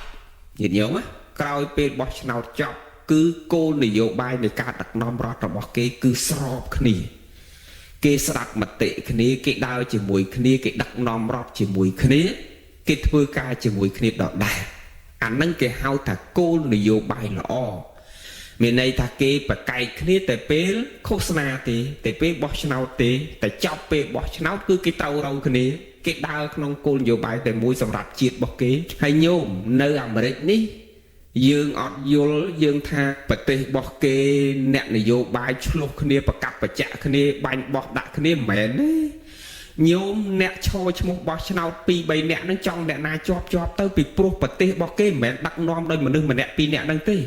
អ្នកដែលដឹកនាំធំខួរក្បាលម៉ាស៊ីនរបស់គេធំមិនមែនឲ្យមនុស្ស2នាក់ហ្នឹងឧទាហរណ៍ថាអ្នកណាឡើងក៏គេអត់ខ្វល់ដែរពីព្រោះមនុស្សម្នាក់ហ្នឹងមិនមែនដឹកនាំជាតិរបស់គេឲ្យរីកចម្រើនឲ្យធ្លាក់ចុះដោយសារមនុស្សម្នាក់ហ្នឹងគឺខួរក្បាលអ្នកនៅពីក្រោយធំញាតិញោមនៅពីក្រោយប្រធានាធិបតីមួយហ្នឹងគឺមានខួរក្បាលរបស់គេរាប់ពាន់នៅខាងក្រោយសមាជិកសភារបស់គេរាប់ពាន់ក្នុងការសម្រេចប្រទេសរបស់គេឲ្យទៅជាស្អីមួយគឺសំខាន់គឺសមាជិកសភារបស់គេរាប់ពាន់អ្នកនោះមិនមែនសំខាន់មនុស្សម្នាក់ហ្នឹងទេអញ្ចឹងមនុស្សម្នាក់ហ្នឹងគ្រាន់តែជាអ្នកដើរតួណាហើយអាពេលឃោសនាគេចេះតែជជែកចេះតែទៅលើកហេតុផលខ្លួននឹងគោលនយោបាយរបស់ខ្លួនថ្មីចង់ដឹកនាំប្រទេសរបស់គេយ៉ាងម៉េចប៉ុន្តែប្រទេសរបស់គេមិនអាចធ្លាក់ចុះឬទៅជាអ្វីដោយមនុស្សម្នាក់ហ្នឹងទេចឹងហើយញាតិញោមចឹងមិនបាច់វែងឆ្ងាយគ្រាន់តែបញ្ជាក់សរុបមកវិញថាអាគោលនយោបាយហ្នឹងគឺថ្នាក់ដឹកនាំរដ្ឋមួយមានគោលនយោបាយថ្មីរហូតពីមួយអាណត្តិទៅមួយអាណត្តិហ្នឹងដូចជាទីហោថាលើកទឹកចិត្តវិនិយោគិនក្នុងស្រុកក្រៅស្រុកគោលនយោបាយណាដូចអាបញ្ជាក់មិញចឹងត្រូវរៅគ្នាគណៈបកប្រឆាំងតែពេលឃោសនាចប់ឃោសនាបោះឆ្នោតទៅត្រូវរៅគ្នាដើរជាមួយគ្នាធ្វើការជាមួយគ្នាដឹកនាំជាតិរបស់គេឆ្ពោះទៅរកភាពរីកចម្រើនដូចគ្នាមិនប្រឆាំងគ្នាក្រោយពេលបោះឆ្នោតទៀតទេមិនចាប់ដាក់គុកមិនចាប់ដាក់ខ្នោះដោយបញ្ហាផ្សេងៗនេះគឺតែចប់បោះឆ្នោតគឺចប់នេះគេដើរក្នុងគោលនយោបាយតែមួយសរុបមកវិញអញ្ចឹងអ្វីដែលអាត្មាចង់លើកឡើងចែករំលែករូបភាពហ្នឹងទី1គឺរូបភាពដែលកម្រដែលញាតិញោមនៅស្រុកយើងគឺមិនដែលឃើញថាផ្លែល្ពៅគឺមានទម្ងន់រហូតដល់ជាង 2000 ផោនស្មើនឹង 1000 គីឡូជាងមកគុណមិញគឺ 1134 គីឡូនឹងអត់គិតណាកតុយប្រហែលខាំអញ្ចឹងជាង 1000 គីឡូស្មើនឹងជាង 2000 ផោនញាតិញោមមិនដែលឃើញទេបងមិនដែលឃើញទេលើកលែងតែអ្នកដែលធ្លាប់រស់នៅស្រុកក្រៅឬធ្លាប់ឲ្យអញ្ចឹងគឺគាត់ឃើញប៉ុន្តែនៅក្នុងស្រុកយើងគឺមិនដែលមានមែនតែស្រុកយើងនៅអាស៊ីគឺមិនតាន់មានអ្នកណាដាំបានទេអញ្ចឹងរូបភាពទី1ចង់ចែករំលែកញាតិញោមនៅរូបភាពដែលកម្រចំណុចសំខាន់ទី2គឺចង់ចែករំលែកថាប្រសិនបើប្រជាជននៃប្រទេសណាដែលមិនសូវមានចំណេះដឹងនិងមានការអប់រំខ្ពស់ កាលណាឃើញរូបភាពប្លែកៗនឹងចម្លែកដែលមនុស្សមិនងាយនឹងធ្វើបានដូច្នេះប្រកាសជាមានជំនឿទៅរឿងមង្គលអីផ្សេងមង្គលភ្ញាក់ផ្អើលផ្សេងធ្វើឲ្យខាត់ប្រយោជន៍ខាត់ពេលវេលាហ្នឹងនាំគ្នាមកបន់ស្រន់មកបួងសួងយកប្រយោជន៍ទៅដាក់ឲ្យអ្នកកាន់ផ្លែហ្នឹងថាជាអ្នកបារមីអ្នកបង្កើតផ្លែហ្នឹងកើតដោយបុណ្យបារមីយ៉ាងនេះយ៉ាងនោះអញ្ចឹងបានមកនិយាយរឿងហ្នឹងបានបន្តទៅរឿងធ្វើម៉េចដើម្បីប្រទេសជាតិរីកចម្រើនគឺយើងគិតសំខាន់ទៅលើចំណុច5ជាកត្តាចម្បងដើម្បីប្រទេសជាតិរីកចម្រើនទៅធ្វើម៉េចគឺយើងគិតទៅលើកត្តា5ជាចម្បងដោយដែលអាត្មាបានលើកឡើងខ្លីប៉ុណ្ណឹងអញ្ចឹងថ្ងៃនេះចែករំលែកញាតិញោមប៉ុណ្ណឹងសង្ឃឹមតែញាតិញោមប្រុសស្រីបងប្អូនសិស្សនិស្សិតទាំងអស់យើងអាចយកកតិនៃការលើកឡើងរបស់មកតិចតួចមកមិនគិតថាអ្វីដែលអាត្មាលើកឡើងត្រូវទាំងអស់ទេប៉ុន្តែញាតិញោមពិចារណាដោយកាលគូអ្វីដែលសមគួរយើងយកមកជាកតិសម្រាប់ដំណើរជីវិតរបស់យើងទាំងប្រជាប្រដ្ឋក្តីទាំងថ្នាក់ដឹកនាំក្តីយើងយកមកពិចារណាគ្រប់គ្នានៅអ្វីដែលគួរអ្វីដែលមិនគួរហើយគិតថាវាមិនត្រូវអូខេញាតិញោមអាចបោះបង់វាចោលហើយមិនបាច់យកមកទុកក្នុងចិត្តទេបើអ្វីដែលអាត្មានិយាយទៅចំណុចណាដែលវាល្អនិងវាត្រឹមត្រូវញាតិញោមអាចយកមកជាកតិសម្រាប់ដំណើរជីវិតរបស់យើងគ្រប់គ្នាបាននឹងញាតិញោមពុទ្ធបរិស័ទបានស្ដាប់ពធដោយគោរពណាសោះសូសាំងលបតេបញ្ញាហ្នឹងគឺកើតនៅបញ្ញាហើយបញ្ញានេះញាតិញោមយើងបានសុខក៏ដោយបញ្ញាដែរហើយតែបើយើងមិនមានបញ្ញាទេរកសុខមិនឃើញទេញោមណាហើយរកបុណ្យមិនឃើញទេហ្នឹងហើយរកបុណ្យមិនឃើញទេអញ្ចឹងហើយបានជាខំប្រឹងសំបញ្ញាខំរៀនបខំសូត្រនៅផ្ទះក្តីនៅក្នុងកិច្ចបនផ្សេងហ្នឹងខំប្រឹងសូត្រដើម្បីទន្ទាមទារយកនៅផល្លាអនុសង្ឃគឺបញ្ញានឹងឯងដែលព្រះសម្មាសម្ពុទ្ធព្រះអង្គលោកបានត្រាស់ដឹងព្រះសម្មាសម្ពុទ្ធនៃយើងក៏លោកបានដោយបញ្ញាគ្រប់ជាតិទាំងអស់គឺព្រះអង្គប្រើនៅបញ្ញាប្រើនៅឧបាយដើម្បីនឹងរលាស់ខ្លួនចេញចាក់ទុកញាតិញោមណារលាស់ខ្លួនចេញចាក់ទុកអញ្ចឹងទេយើងគ្រប់រូបទាំងអស់ណាត្រូវតែខំសន្សំបុណ្យណាសន្សំបុណ្យដោយច្រើនញាតិញោមណានៅក្នុងជាតិនេះយើងបានសុខច្រើនជាងទុក្ខមែនញាតិញោមយើងសន្សំបុណ្យច្រើនបានសុខច្រើនជាងទុក្ខហើយបើយើងមិនបានសន្សំបុណ្យទេឆ្ងល់ខ្លួនឯងណាសួរខ្លួនឯងថាហេតុអីបានជាខ្ញុំต้องទុក្ខច្រើនម្ល៉េះមិនសូវសុខគេសោះអញ្ចឹងមកពីយើងនឹងខ្វះបុណ្យឥឡូវនេះញាតិញោមបានមកធ្វើបុណ្យអង្គឋិនទាននៅវត្តសាមគ្គីរតនារាមអញ្ចឹងញាតិញោមជ្រាបហើយណាកឋិនហ្នឹងញាតិញោមឮរាល់តែឆ្នាំទាំងអស់រាល់តែឆ្នាំកឋិនហ្នឹងណាអញ្ចឹងកឋិនហ្នឹងគឺជាការកម្រណាញាតិញោមជាការកម្រណាគឺព្រះសម្មាសម្ពុទ្ធព្រះអង្គសម្ដែងថាជាការកម្រផ្លែកហ្នឹង5យ៉ាងញាតិញោមទី1ផ្លែកដោយកាលញាតិញោមណាផ្លែកដោយកាលអញ្ចឹងមួយឆ្នាំហ្នឹងគឺកាលកឋិនហ្នឹងមានតែ29ថ្ងៃទេញាតិញោម29ថ្ងៃទេអាចធ្វើកឋិនបានចាប់មករួចខែអាសត់ដល់15កើតខែកដិកញាតិញោមណាធ្វើខុសខែហ្នឹងអត់បានកើតកឋិនទេញាតិញោមហ្នឹងដោយកាលមាន29ថ្ងៃហ្នឹងហើយវត្ថុកឋិនបើវត្ថុកឋិនហ្នឹងគឺមាន3ញាតិញោមណាមានសង្ឃដីជីវរនេះសង្ឃដីនេះជីវរហើយនឹងស្បង់ណាវត្ថុកឋិនមាន3ហ្នឹងហើយមិនមែនព្រះអង្គក្រងក្រាលក្រងទាំង3ហ្នឹងទេញាតិញោមក្រាលតែមួយទេបើក្រាលតែមួយទេចាប់យកសង្ឃដីក៏បានសង្ឃយជពរក៏បានយកស្បង់ក៏បានហើយក្រៅពីហ្នឹងឈ្មោះថាស្លៀកថែមណាញោមណាស្លៀកថែមអញ្ចឹង3ហ្នឹងគឺក្រាលក្រងតែមួយទេហើយត្រៃយើងច្រើនញាតិញោមតើគិតថាត្រៃទាំងអស់ហ្នឹងគឺជាកឋិនទានរបស់ខ្ញុំពេលព្រះអង្គលោកក្រាលក្រងនៃត្រៃណាមួយក៏ស្មើនឹងត្រៃខ្ញុំដែរមែនញោមបាទសូមអនុមោទនីនេះផ្លែកដោយការផ្លែកដោយវត្ថុនៅវត្ថុមាន3ហ្នឹងខ្ញុំជ្រាបណាជ្រាបញោមរឿងបែកញើសដែរបើតែខាងបន្តិចអីចឹងប៉ុណ្ណាបើរឿងបែកញើសហ្នឹងហើយ Chiếm mà mới tiếp với những sao mà nó giống đó như và đang cứ tăng hào là hồ lại cho chắc đó nên ngày chẳng cứ phải đòi và thô hay phải đói và để kỳ hạt cả nhận nhóm đóตัวกระท่านเตียนนั่นคือบานใต้ปราภิโคเตnhận nhómให้ปราภิโคนู้คือจำพระภาษาอัดดัดยันยมอัดดัดภาษาอายกรากรองกับท่านนังบ้านนะยังนองวัดมวยนั้นจำภาษานั้นเจาะแหละอัดดัดภาษานั้นตีมวยให้ตีปีกับท่านได้กรากรองกับท่านบ้านนั้นนองภาษาต่างอังนั้นน่าหลักหรือกับมืออังน่าได้เมียนตู้หลบเพียบในการบังจิโปจังไอจังเตอร์ลูกอาจเมียนเสร็จกรากรองไงยันยมนะเมียนเสร็จกรากรองไงให้ได้ไล่จัดสร้างมันเน่อัดบานนี่ยมสร้างมันเน่อัดบานอนุโมอัดบานกรากรงกับทันบานเต้นั่งไงบานกรากรงกับทันบานเต้จังบานไตปิดโคเต้บานไตปิดโคเต้ยมนะให้มันได้ภาษาป่อให้มันได้ภาษาจำได้ตีบุญป่อจำได้ตีบุญคือพลายได้อ่านในสังยมพลายได้อ่านในสังจังงานในสองคือบานแตงประเดกีหกะคือปองกรงกงจำพระภาษานั้นกับบานอ่านในสองยันยมปดบอดสันนั้นกับบานอ่านในสอง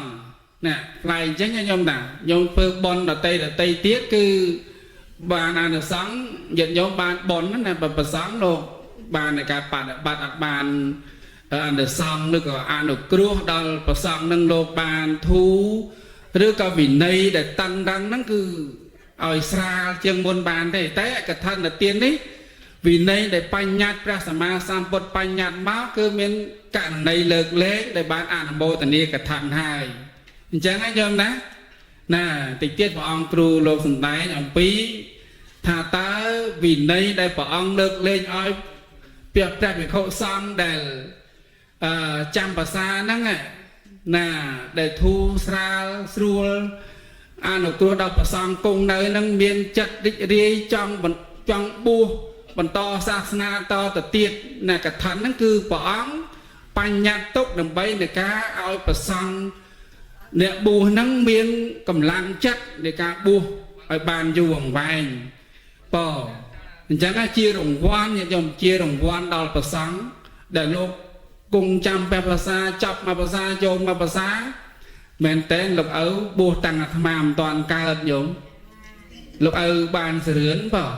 บูตังธรรมามตอนเกิดป่ะป่ะ50 nămเชียงไอ้บูไปจัดมวยโยมป่ะไปจัดมวยจะเลยปีปอนมาไพ่บุญโยมนะนั่นไงปีปอนมาไพ่บุญแล้วส่งมาโนโมตันดีอาตมาตุ่มสายเชียงนั่งสายติ๊กป่ะใครเป็นประเภทนั้นบัดมือได้บ่นางโจหาประเภทนั้นบ่นางไงจังคือบ้านเพื่อเอากลุ่มลังจัดในการเนี่ยบูนั่งเกี่ยจะจังบูมันต่อเตียดโยมกระทันนั่นนะเพื่อเอาดงวันประสังอย่างโยมเพื่อเอาดงวันประสังจังเนี่ยบูนั่งคือจังบูนะบ้านจะโปดทำไมบ้านองสะทำไมอุ้ยอ๋อนั่งไงบายจัดนะให้จังหันกับบอโบยัดโยมจะจังหันกดโกงเต้นั่งไงโดยจะขนมเบื่อซาจังโยมคอมปรังจัดใจในไอ้กบสอบใบยางนั่งประสังเราเมียนกำลังจัดในกะบูไอ้เจ้าประสังจะเมียนแต่ประสังอันเมียนประสังอันเมียนยัดโยมนั่งไงยังอันเมียนประสังคือบอลได้โยมนะเมียนได้เมียนแต่ปองถูกดองตรงไปเนาะให้บอมได้จูบเดือดถูกดองปองสัจจะสัจจังน้องดาคลากระหึ่มไม่ยอมนะนานจังคือประสังนั่งติดแต่เดชาอ่านกรูในการเพื่อกระทันนั่งคือประสังนั่งจรายันโยมในยังสมัยยังปัจจุบันนะครับประสังยังปันนั่งเนี่ยปีดาวตัวเตี้ยนั่งสมัยในจุนัดประสังกันแต่จราตัวเตี้ยนั่นโยมเนี่ยน่ะคือประสังยังนั่นคือบานบูชาดับใบบรรทอศาสนารุ่งเรืองต่อบ้านเบียนประสังไปโคนี้บาเศร้าบาสิกาอย่างนาไม่วอดเยิงสับไงนั่นคือยันโยมเกิดเมื่อน่ะริจมราณกรุบในต่างแต่งการก่อสร้างสมบัติพรเนียนนี้โยมจากคณะกรรมการต่างคำปรังปรายต่างยุบต่างไงนั่งน่ะสำราญเจอลวกใบเจอบานเนี่ยถึงไม่อ่อยวอดนั่งริจมราณตก ជាស្នាដៃគេបរហដល់កូនចៅ50-60ឆ្នាំ100 1000ឆ្នាំតទៅមុខទៀតណាញោមណាសូមអនុមោទនីញាប់ចិត្តចប់ហើយណាញោមហើយទី5ផ្លែកដោយអីគេផ្លែកដោយទី1ផ្លែកដោយកាលផ្លែកដោយវត្ថុណាផ្លែកដោយអានិសង្ឃហើយផ្លែកដោយដេកអកៈហើយមួយទៀតផ្លែកប៉ុណ្ណាហ្នឹងហើយណាអំពើអូញោមចាបោះប្រយងទៅជួបអ្នកល្បីធေါ်រត់ចេញពីខ្លួនណាញោមណាបានបងគ្រូយោងហើយតាមថ្ងៃនេះចឹងអំពើញាតិញោមណាគឺវិន័យកិច្ចរបស់ព្រះសង្ឃហ្នឹងគឺមានការក្រិតក្រមណាស់សូត្រញត្តិកថាហ្នឹងគឺមានវិន័យកិច្ចបើហើយញាតិញោមពុទ្ធបរិស័ទហ្នឹងក៏ដូចគ្នាដែរវេកថាស្គាល់ព្រះអង្គមិនអត់សាធុណាខំវេណាម្យ៉ាងផន្តេណាកថិណាងអីចឹងទៅថរិតងសង្កសៈអីចឹងតេមៈព្រះសង្ឃនៅស្ងៀមញោមអត់មានមាត់អីមួយម៉ាត់តែថាតណ្ហិភាពញោមណាគឺព្រះអង្គទទួលដែរទទួលតែតណ្ហិភាពគឺគាត់តែចិត្តដឹងឮថាអូញោមបានធ្វើកថាហើយណាអញ្ចឹងគឺអនុគ្រោះដល់ព្រះសង្ឃទាំងអស់ហ្នឹងដឹងអង្គណាមួយទេត្រូវចាត់តម្រូវពីលបអើឬក៏ព្រះសង្ឃក្នុងវត្តហ្នឹងមានទុពលភាពខ្វះខាតអីផ្សេងហ្នឹងក៏ក្រាក្រមទៅញោមណាអញ្ចឹងសូមអនុមោទនាចឹងការលើកឡើងសង្ខេបប៉ុណ្ណឹងទេឲ្យញាតិញោមពុទ្ធបរិស័ទនឹងបានជាធម្មទានប៉ុណ្ណាស្នេហ៍អស់ទានទាំងពួងហើយនឹងគឺយើងញ៉ាំងជីវិតយើងនឹងឯងឲ្យមានពន្លឺដូចពន្លឺនៃបតិក៏ដូចជាគិសនីភ្លឺទាំងយប់ភ្លឺទាំងថ្ងៃញាតិញោមណាបញ្ញាហ្នឹងភ្លឺទាំងយប់ភ្លឺទាំងថ្ងៃញោមលោកលៃអ្វីធ្វើអ្វីហ្នឹងក៏ឲ្យបានសម្រេចមរិទ្ធីសពកបដោយអំណាចនៃបុណ្យកុសលណាទានមានកឋិនទាននេះស្នាក់ភាវនាខំសូត្រខំរៀនទាំងអស់និងបញ្ញាការសន្សំស្ដាប់ប្រសងទេសនាផ្ទាល់គឺបានអានិសង្សច្រើនហើយយល់ចូលចិត្តនឹងច្រើនហើយបើឆ្ងល់ហើយសួរទៀតខ្ញុំខ្លាំងអញ្ចឹងខ្ញុំណាអញ្ចឹងបានចង់ស្ដាប់ពធផ្ទាល់ហ្នឹងណាស្ដាប់វិជុស្ដាប់វិជុស្ដាប់វិញមែនទេខ្ញុំណាណាស្ដាប់ទូរស័ព្ទស្ដាប់ទំធរតនាប័ណ្ណហើយចូលប័ណ្ណចម្រៀងឯណានៅវិញណាអញ្ចឹងហើយញោមដែរតែស្ដាប់ផ្ទាល់អញ្ចឹងគេថាញោមចង់ឆ្ងល់អីសួរបងភ្លាមតែហ្មងដាក់សំណួរមកសួរឆ្លើយចេះពេលហ្នឹងហ្មងញោមកុំខ្លាចក៏ឲ្យកុំលាក់នៅបើកទូលាយអស់តែហ្មងញោមថ្ងៃហ្នឹងហើយញោមណាអញ្ចឹងទេខ្វះខាតនៅប្រការណាផ្សេងក្នុងការអធិប្បាយពធនេះខ្ញុំកណាសូមប្រកេនដល់ព្រះអង្គគ្រូដើម្បីនឹងការសម្ដែងពធទេសនាសង្គីសក្តីអត្តន័យឲ្យញាតិញោមពិតបរិស័ទយល់និងយល់ជ្រាបយល់ឲ្យជ្រាបទេណាហ្នឹងហើយឲ្យបានជាបុណ្យជាកុសលនិងសន្សំបដិបត្តិតទៅទៅណាសូមអនុមោទនា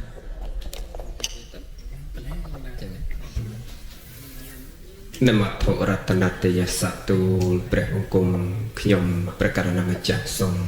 លើកកំហំកងអញ្ជលីគោរពនៅនមស្ការចំពោះព្រះប្រជុំ3នៃប្រត្រៃរតដោយសេចក្តីគិរវៈជ្រះថ្លាដល់ពុទ្ធឧត្តមប្រសើរស្មើដល់ជីវិតសពកាលសូមនមស្ការក្រាបថ្វាយបង្គំចំពោះព្រះអង្គគ្រូប្រជាតិកា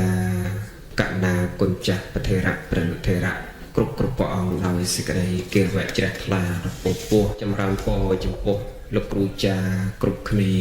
ញោមប្រធាននុប្រធានសមាជិកសមាជិកានៃវត្តចាស់តាកុមារដែលយើងនេះមកមិនវែងទេញោមបងឆ្លើយសំណួរបងថេក៏សួរថាញាតិញោមក៏ឆ្ងល់ថា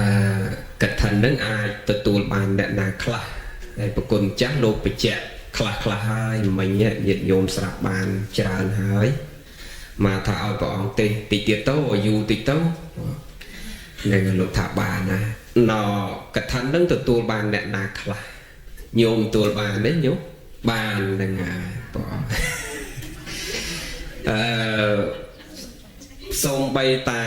ព្រះសង្ឃក្នុងព្រះសាសនានេះដោយប្រគុណម្ចាស់ព្រះអង្គលោកប្រទានវាយមិញអញ្ចឹងសូមបីតែសាមណេរណាញោមណា សាមណេរធៀបពិតទៅក្នុងធម៌ក្នុងវិន័យមិនមានកិច្ចក្នុងការបវរណាចូលព្រះវស្សាផងហ្នឹងកុំថាឡើយទៅទទួលនៅអានិសង្ស5ដែលកើតអំពីសម្ពុតកថានេះសូម្បីតែកិច្ចក្នុងព្រះវិន័យឲ្យមានការបវរណាចាំព្រះវស្សាក៏មិនមានដែរប៉ុន្តែដោយយោងអនុគ្រោះកុំឲ្យលោករហិតរហូតបានក្នុង3ដកវិន័យ3ដកលោកមិនបញ្ជាក់អំពីវសុបន័យការសម្រាប់សាមណេរដោយពិតប៉ុន្តែបើមិននាំលោកបវរណាចូលជាមួយភិក្ខុទេមិនញោមមិនលោកនឹងលហេតុរហូតដើរស្រេចតែចិត្តចឹងហើយបានសម័យទំនើបនេះមានសម្ដេចព្រះសង្ឃរាជជួទញ្ញាណោជួនណាពុទ្ធតាអ៊ុំស៊ូអ្នកប្រាជ្ញខ្មែរយើងនឹងលោកឆ្លៀសណាស់លោកថាបើមិនអោយសាមណេរបវរណាចូលជាមួយព្រះភិក្ខុទេម្លេះសំសាមណេរនឹងដើរ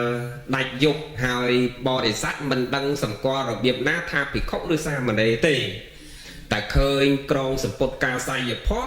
ថាលោកទាំងអស់មែនទេនឹងហើយសម្គាល់ថាភិក្ខុដើរដាច់យុគវត្តនេះវត្តនោះនាំឲ្យកើតបលិពុទ្ធទៅចិត្តបរិស័ទអ្នកដែលមិនតាន់មានសទ្ធាឲ្យគាត់ធ្លាក់សទ្ធាចុះចឹងអ្នកប្រាជ្ញលោកធ្វើអីលោកគិតណាញោមដូនតាយើងលោកបកែចឹងក៏លោករៀបចំឲ្យសាមណេរបវរណាចូលព្រះវស្សាជាមួយភិក្ខុប៉ិនសួរតែ3ដកមានទេព្រះអង្គសម្ដែងថាអត់ទេបាទនឹងមិនមានកិច្ចចូលប្រវត្តិសាស្ត្រទេសាមណេរបលសពថ្ងៃនេះត្រូវចូលជាមួយភិក្ខុអត់ដើររហិតរហូតបានទេហើយចូលនឹងក៏ដោយក៏មិនមានកិច្ចសាមណេរត្រូវទទួលសង្កលៀបទទួលអានិសង្ស5អំពីសម្ពុតខបដីជីវរក្តីបាំងសកលនៃជីវរក្តីប៉ុន្តែក្នុងព្រះវិន័យកិច្ចពិសេសឧបមាថាវត្តហ្នឹងមានភិក្ខុតែមួយអង្គភិក្ខុមួយអង្គក្នុងវត្តហ្នឹងក្រៅពីហ្នឹងសាមណេរទាំងអស់ហើយសាមណេរហ្នឹងលោកចាំព្រះវស្សាអស់រយៈកាល3ខែជាមួយភិក្ខុមួយអង្គនៅក្នុងអាវាសហ្នឹងហើយដល់ថ្ងៃបវរណាចេញព្រះវស្សាមានសាមណេរ5អង្គឬ4អង្គដែលគ្រប់អាយុត្រូវញាត់ផឹកក្នុងគណៈនោះចឹងលោកអាចញាត់ផឹកបំពេញឧបសម្បទាជាភិក្ខុទទួលអានិសង្សកថាបានករណីពិសេសចឹងញោមដាក់តន់ទេបើរឿងវិន័យនឹងស្ដាប់តន់ក៏មិនដឹងគេថាមិនដែរបើចេះតន់សិនទៅហ្នឹងហើយប៉ុន្តែរឿងវិន័យតប្រសងហើយប្រសងបាទស្ដាប់យល់គ្នាចឹងសាមណេរនឹងអាចទទួលបានដរាបណាលោកគ្រប់អាយុក្នុងការញាត់ផឹកពេលដែលចេញព្រះវស្សាចឹងលោកអាចញាត់ផឹកបំពេញឧបសម្បទាហើយទទួលសូត្រកថាបានទទួលអានិសង្សណអនុមោទនាទទួលយកអានិសង្ស5បានប៉ុន្តែបើសាមណេរតែម្ដងមិនទាន់គ្រប់អាយុក្នុងការញាត់ផឹកអត់មានកិច្ចទទួលសម្ពុតកថាអត់មានកិច្ចក្រាលក្រងអត់មានកិច្ចសូត្រកថាអត់មានកិច្ចទទួលអានិសង្ស5ទាំងអស់ក្នុងកិច្ចកថាហ្នឹងតោះនេះយ៉ាងយោឥឡូវយើងមិនបាច់និយាយសាមណេរនិយាយភិក្ខុព្រោះអង្គថេរគាត់សួរថាប្រសង់ជាភិក្ខុហ្នឹងនឹងកត់សម្គាល់ហ្នឹងគឺសំដៅភិក្ខុហើយព្រោះសាមណេរយើងបាច់និយាយប៉ុណ្្នឹងបានណាចឹងភិក្ខុអង្គណាដែលអាចទទួលកថាបានទទួលសង្កលៀបបានអង្គណាក៏អាចទទួលបានដែរដរាបណាដោយប្រគុណម្ចាស់សម្ដែងធម៌ទេសនាលក្ខខណ្ឌទី1ត្រូវចាំព្រះវស្សាអស់ត្រីមាសក្នុងពតសីមាណាអស់រយៈកាល3ខែពេញបណ្ដាច់តើនេះយើងញោមលក្ខខណ្ឌទី1គឺចាំព្រះវស្សានៅក្នុងអាវាសណាពាក្យថាអាវាសណាទីកន្លែងណាទៀតព្រមមិនសំដៅតែអាវាសទេប្រសងសម័យដើមមានភាគច្រើនមានអាវាសណាចាំវស្សាដូចយើងចេះអត់ទេលោកនៅរុកកមូលកដាលព្រៃភ្នំក្រំថ្ម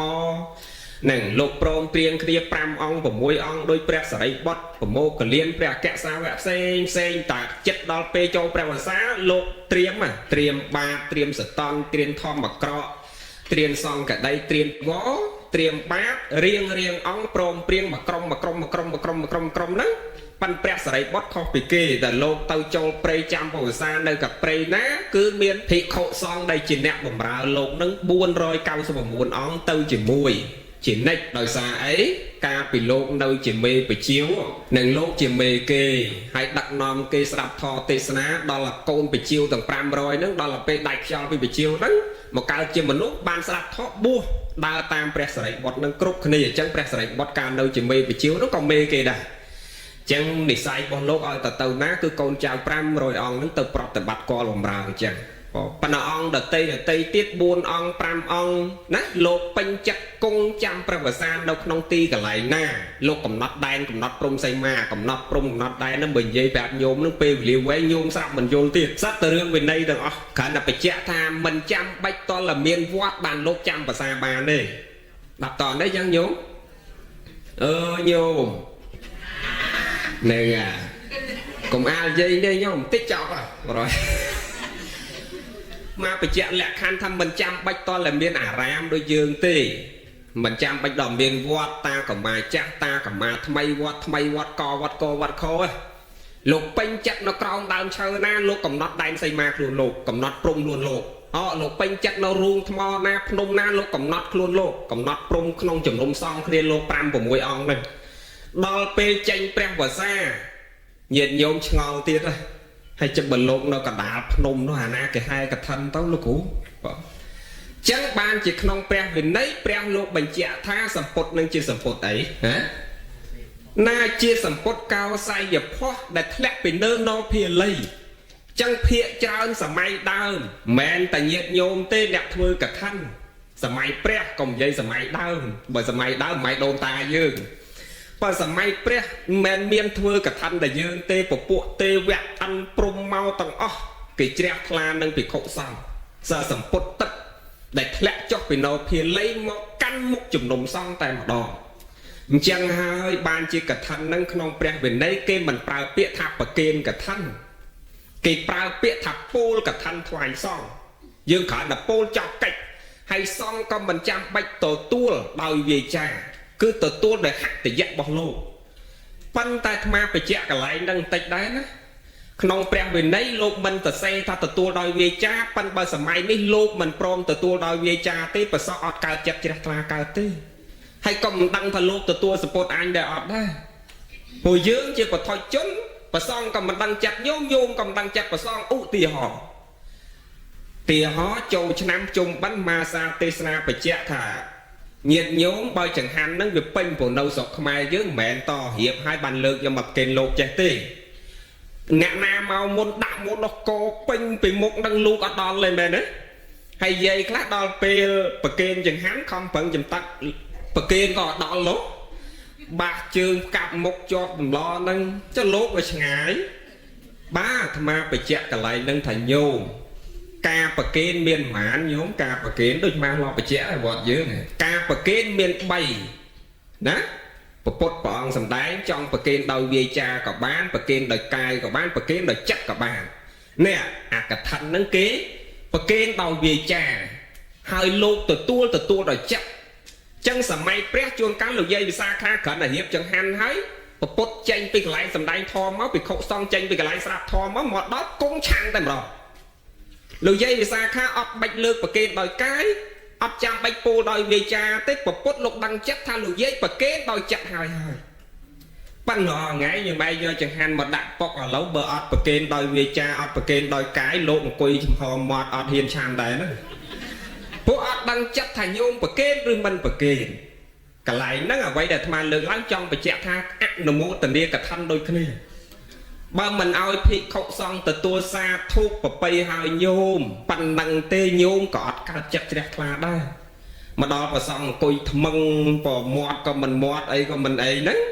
ឆ្នាំក៏អញលែងមកវត្តទាំងរហូតហ្មងចឹងអនុគ្រោះបរិស័ទឲ្យគាត់កើតចិត្តជ្រះថ្លា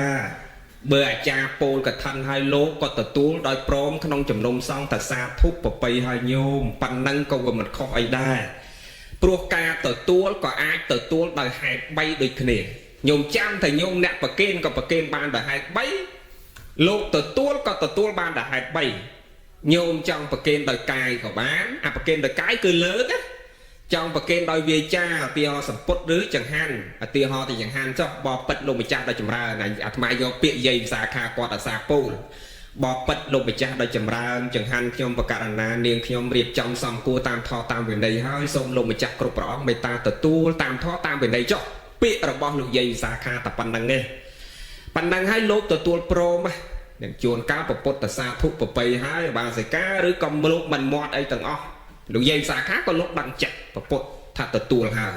បើមិនតែរឿងកថាទេពេលខ្លះពុទ្ធអត់ដែលពោលដោយវាចាឬក៏អត់ដែលទទួលដោយប្រហោះក៏មានដែរព្រោះការទទួលវាមាន3យ៉ាងលោកទទួលបានតែហេតុ3ញោមក៏ប្រកេនបានតែហេតុ3ដាក់តនេះយើងញោមប៉ុន្តែតែមានប៉ុន្តែគឺវាមានបញ្ហា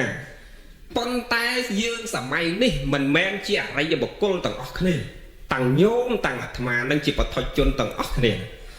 ចឹងដើម្បីឲ្យបរិស័ទកើតចិត្តជ្រះថ្លាទៅកើតគ្រាន់តែទទួលដោយកាយដោយថាអាចារ្យពោលដោយវាចាហើយលោកទទួលដោយវាចាក៏វាមិនខុសអីដែរកន្លែងហ្នឹងហើយដែលអាចារ្យនៅក្រសួងធម្មការគាត់យល់ច្រឡំមានបរិស័ទមួយគាត់ទេសួរវិញប៉ុន្តែចូលរឿងហ្នឹងវែងកុំចូលទេគាត់អ្នកមានមុខមាត់ធំក្នុងជួររដ្ឋាភិបាលហើយគាត់ទេយោមទាវនឹងគាត់ថាគាត់គេអ្នកមានមុខមាត់ធំកាយ4ដែរហើយគិតធម្មតាអ្នកមានមុខមាត់គេមិនដែលមានពេលមករៀនធម៌ដូចយើងគ្រប់គ្នាទេហើយគេមកធ្វើដើមកថាអាចារ្យវេហើយគាត់ទម្លាប់ថាវេរួចអាម៉េចញោមលើកប្រកេនហើយវាទម្លាប់តែចឹងនោះដល់អាចារ្យវេហើយលើកប្រកេនលោកទៅអាចារ្យដាក់បានមេកោស្រែកឲ្យគេចអាណាប្រកេនកថាដាក់ចុះវិញហើយញោមគេអ្នកមានមុខមកដល់ទៅស្រែកឲ្យគេក្នុងកដាលចំណោមអញ្ចឹងគេទម្លាក់ប៉ុកទៅគេដើរចេញទៅចូលឡានក្អងរាក់គេរៀបចំឡប់មកផ្ទះវិញហើយគេទេសួរអាត្មាលោកគ្រូចុះកថាហ្នឹងគេអត់ប្រកេនមែនអីហើយបើប្រកេនទៅវាចង្រៃស្អីនឹងបាទអាត្មាក៏មិនអោយអាចារ្យខុសហើយក៏មិនអោយគាត់អង្គចិត្តដែរគ្រាន់បញ្ជាក់ថាញោមកថាក្នុងព្រះវិន័យគេមិនបញ្ជាក់ថាប្រកេនទេប៉ុន្តែបើយើងប្រកេនទៀតក៏មិនតោះខុសអីដែរព្រោះក្នុងព្រះវិន័យអត់មានព្រះលោកសំដែងទៅសេថាសៅម៉ងបលិពុតព្រោះប្រកេនទេកថាបលិពុតដែលហេតុ2សពុតកថាហ្នឹងកថាបលិពុតដោយហេតុ2អាវាសបលិពុតនិងចៃវរបលិពុតអត់មានតសេចៃវរបលិពុតនឹងលោកអត់មានតសេថាប្រកេនទៅបលិពុតចៃវរទេតោះណាញោមចៃវរបលិពុតគឺលោកអត់យល់ខ្នាតយល់ធម៌យល់វិន័យអត់ចេះកិច្ចក្នុងការចាត់ចែងក្នុងពិធីកម្មអត់ចេះវាស់អត់ចេះវែងអត់យល់ខ្នាតចៃវរជាកាត់ដាច់យ៉ាងម៉េចអីយ៉ាងម៉េចចឹងបានជាអ្នកក្រាលក្រងនឹងមិនមែនត្រឹមតែមានជីវរទុពលភាពទេត្រូវចេះអានិសង្ស5ចាំមេត្តា8បលិពុត2អត្តតាការ24អត្តតាការ17ត្រូវចេះត្រូវឆ្លៀសហ្នឹងហើយឥឡូវកុំចូលរឿងហ្នឹងចឹងបានមកបញ្ជាក់ប្រាប់ញោមអាចារ្យនៅក្រសួងធម្មការព្រោះអាត្មាអ្នកបង្រៀនអាចារ្យដែរហ្នឹងបើកវគ្គបង្រៀនអាចារ្យហ្នឹងប្រហែលវគ្គ5 6វគ្គរហូតដល់អាត្មារវល់លែងបានទៅជួយបង្រៀននៅឯកាលពីអាដាមមិនខិនគាត់នៅមកជួយបង្រៀនត្រឹមពី2007រហូតដល់2017បានមកឈប់2009រហូតដល់2017ចឹងបញ្ជាក់គាត់ថាអាចារ្យគ្រប់គ្នាបើសិនជាក្នុងព្រះវិន័យវាដាក់ចឹងហើយប៉ុន្តែត្រូវយល់អធិស្ឋានថាអ្នកម្ចាស់ដើមកថាដែលអ្នកធំទាំងអស់គ្នានឹងគាត់មិនមានពេលវេលារៀនធម៌រៀនវិន័យទេបើគាត់បានជាជ្រុលតបកេនហើយកុំទៅស្រែកដាក់ឲ្យគាត់ឲ្យគេធ្លាក់សទ្ធាដោយគាត់នឹងអញ្ចឹងផ្ដាំកូន5ចៅលែងចូលវត្តឃើញទេទៅជាខាតបរិស័ទមិនមែនខាតប្រយោជន៍លោកទេខាតពុទ្ធសាសនាយើងអ្នកដែលមិនតន់មានសទ្ធាឲ្យលែងមានសទ្ធាមកបងនឹងអញ្ចឹងយើងគ្រាន់តែប្រាប់គាត់ដោយអាត្មាទេសនាមកបញ្យល់ថាព្រះលោកសំដែងថាការប្រកេនមាន3ដោយកថាគេប្រកេនដោយអីដោយវាចាគឺពោលមិនបាច់ប្រកេនដោយកាយទេគឺពោលដោយវាចាណាពោលដោយវាចាឬប្រកេនដោយចក្រដូចជាសម្ពុតរបស់ពពួកទេវៈអីមានចេះពោលដោយវាចាអីតែលោកបវរណាចេញព្រះវសាហើយនៅកណ្ដាលភ្នំដល់ជប៉ុនហ្នឹងគឺប្រតិឋាននៅមុខសង្ឃឯងមានទេវតាណាមកពោលកថាថ្វាយសង្ឃអត់ទេពោលសម្ពុតការសាយផនធ្លាក់ចុះមុខជំនុំសង្ឃសង្ឃព្រមព្រៀងក្នុងជំនុំសង្ឃរៀបចំធ្វើកិច្ចក្រាលក្រមកថាកាត់ដេចលុកពណ៌អញ្ចឹងបានជាកថាសម័យព្រះលោកក្រាលក្រមមកព្រឹកទល់ថ្ងៃល្ងាចដោយសារនៅកាត់នៅវាស់នៅវែងនៅដើររកសម្បកឈើយកមកបុកយកមកសំយកមកដាំរងាស់ដើម្បីឲ្យចេញជាពណ៌ពិបាកណាស់ហ្នឹងអញ្ចឹងបានជាកថាសម័យដើមគេអត់ចាំបាច់គិតរឿងខ្នាតទេគឺយកតកណាត់មកចង្អាមទៅក៏ធ្វើកថាបានដែរតែដេផ្សំចូលគ្នាទៅគឺហៅថាសម្ពុតបាំងសកលជីវរដល់ទៅពេលយើងគ្រប់គ្នាណា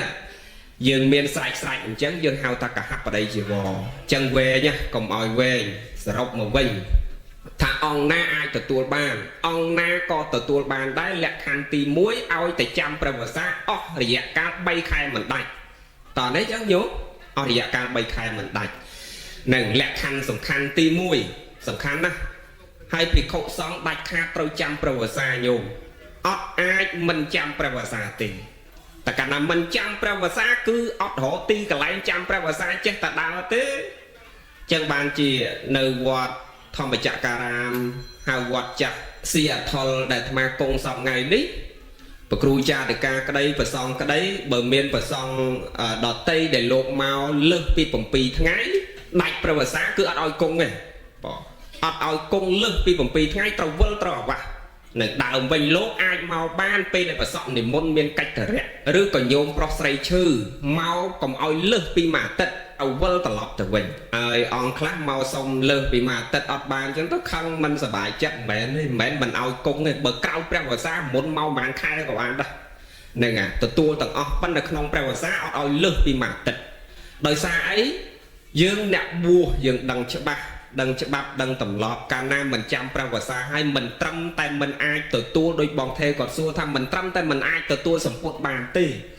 ត្រូវអាបត្តិទៀតណាញោមបងហ្នឹងហើយយើងអ្នកជ្រះថ្លាអត់ដឹងថតដឹងវិន័យគាត់ចេះតែជ្រះថ្លាទៅតាមសុទ្ធខឹងលោកអ្នកដែល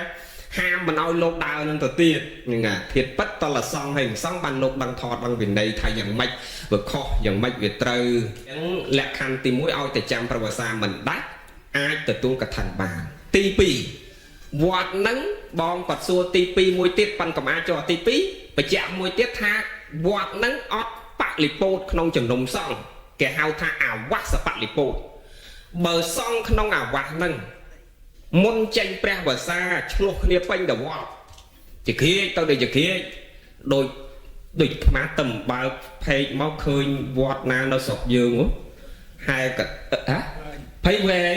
ស្រុកបងថេនៅព្រៃវែងមកទោសឃើញទៅឆ្លោះគ្នាដណ្ដើមនៅលើពហិហ្នឹងដណ្ដើមត្រៃដណ្ដើមអីថាជាគ្រាចពីរអាម៉េចទៅញោម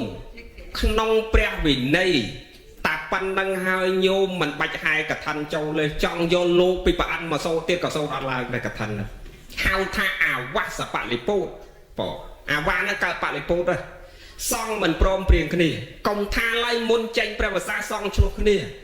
ក្នុងពេលញោមតម្កល់ត្រៃចីវរមុខជំនុំសង្ឃហើយបើសង្ឃមិនព្រមព្រៀងគ្នាក្នុងពេលហ្នឹងក៏អត់អាចក្រាលក្រមបានដែរកុំថាឡើយដល់ឆ្លោះគ្នាត្រឹមតែចៅអធិការឆ្នាំហ្នឹងលោកក្រាលក្រមអញចៅអធិការស្រាច់អញឆ្នាំក៏អញក្រាលក្រមទៀតឆ្នាំក៏អញក្រាលក្រមទៀតក្រាលឡាមិនក៏លេងឡើងដែរហ្នឹងហើយមិនមែនអញ្ចឹងទេហើយសង្ឃដតីក្រាលក្រមនឹងទៀតសោតតលតែព្រមព្រៀងក្នុងចំណុំសង្ឃទៀតបើនិយាយឲ្យល្អិតក្នុងវិន័យឧទាហរណ៍ថាមាន7អង្គចឹងចៅអធិការរើសអង្គចឹងសួរក្នុងចំណុំសង្ឃឥឡូវ6អង្គទៀត5អង្គទៀតមិនបាច់ទៅខ្ញុំកណារើសអង្គហ្នឹងតើព្រះអង្គគ្រប់ព្រះអង្គយល់ស្របក្នុងការត្រេកអរជ្រះថ្លាអនុមោទនាអានិសង្ឃកថាពីព្រះអង្គទេព្រះអង្គអ្នកក្រាលក្រមថាសាធុបបៃឲ្យលោកគ្រូទាំងអស់អង្គបើមានតែមួយអង្គក៏អត់បានដែរនេះវាល្អិតចឹងក្នុងវិន័យបើបោះឆ្នោតតែ6អង្គគេលើកដៃហែងមួយអង្គអត់ទៅប៉ុន្តែរឿងវិន័យអត់ទេអត់មួយអង្គក៏អត់បានដែរមិនតែគេហៅថារបស់នឹងជារបស់កើតចំពោះសង្ឃមិនកើតចំពោះបុគ្គលពាក្យថាកើតចំពោះសង្ឃតើសង្ឃព្រមព្រៀងគ្នាហ្នឹងណាតោះនេះយើងយំតោះនេះចឹងមានតែមួយអង្គអត់ព្រមក៏អត់បានដែរតើព្រមទាំងអស់អង្គកុំថាឡើយដល់ឲ្យឆ្លោះគាត់តែឆ្លើយថាព្រមមិនព្រមក្នុងជំនុំសង្ឃពេលមុនក្រាលក្រមគាត់បើអាត្មាមិនចង់និយាយរឿងវិន័យបើបងគាត់សួរហើយបើអត់ចេះឆ្លើយទៅហ្នឹងហើយចឹងអង្គណាក៏ទទួលបានដែរទី1គឺចាំព្រះវស្សាមិនដាច់ទី2អាវាសមិនកើតបលិពោតតោះនេះចឹងញោមបើចុះមួយទៀតគាត់សួរមិនមកភ្លេចទៅ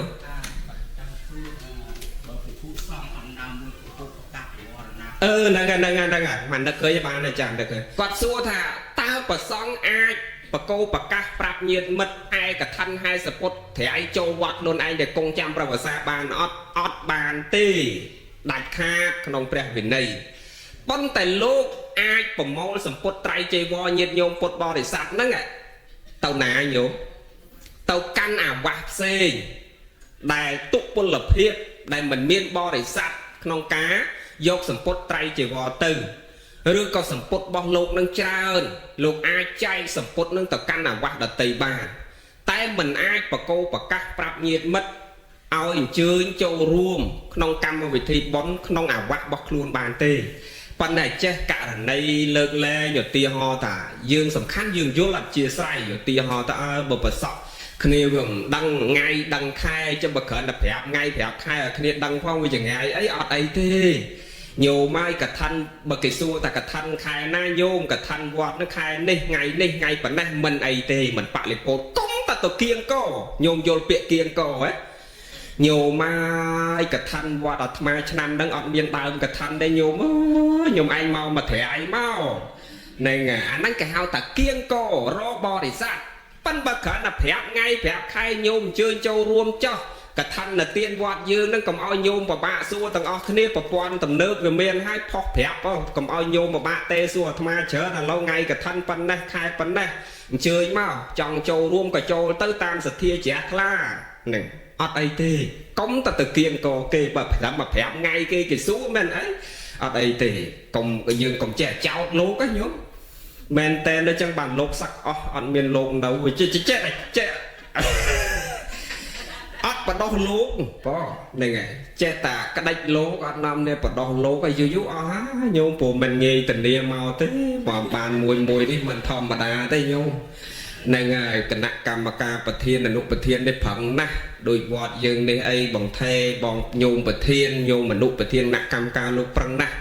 សុខចិត្តលះកាត់ពេលវេលាញោមដឹងហើយស្រុកយើងនេះរវល់យ៉ាងណាក៏ដោយប៉ុន្តែគាត់អាចជ្រាបមានពេលវេលាក្នុងការជួយវត្តជួយអារាមនេះមិនធម្មតាទេព្រោះសត្វតែកើតពីទឹកចិត្តពីបេះដូងជ្រះថ្លាស្រឡាញ់វប្បធម៌ប្រវេណីជាតិខ្មែរយើងទាំងអស់គ្នាចឹងយើងប្រឹងប្រែងរួបរวมសាមគ្គីគ្នាវត្តណាក៏ដោយក៏ជីវត្តរបស់ញោមទាំងអស់គ្នាអត់មានវត្តអញវត្តគេទេដាប់តនេះញោម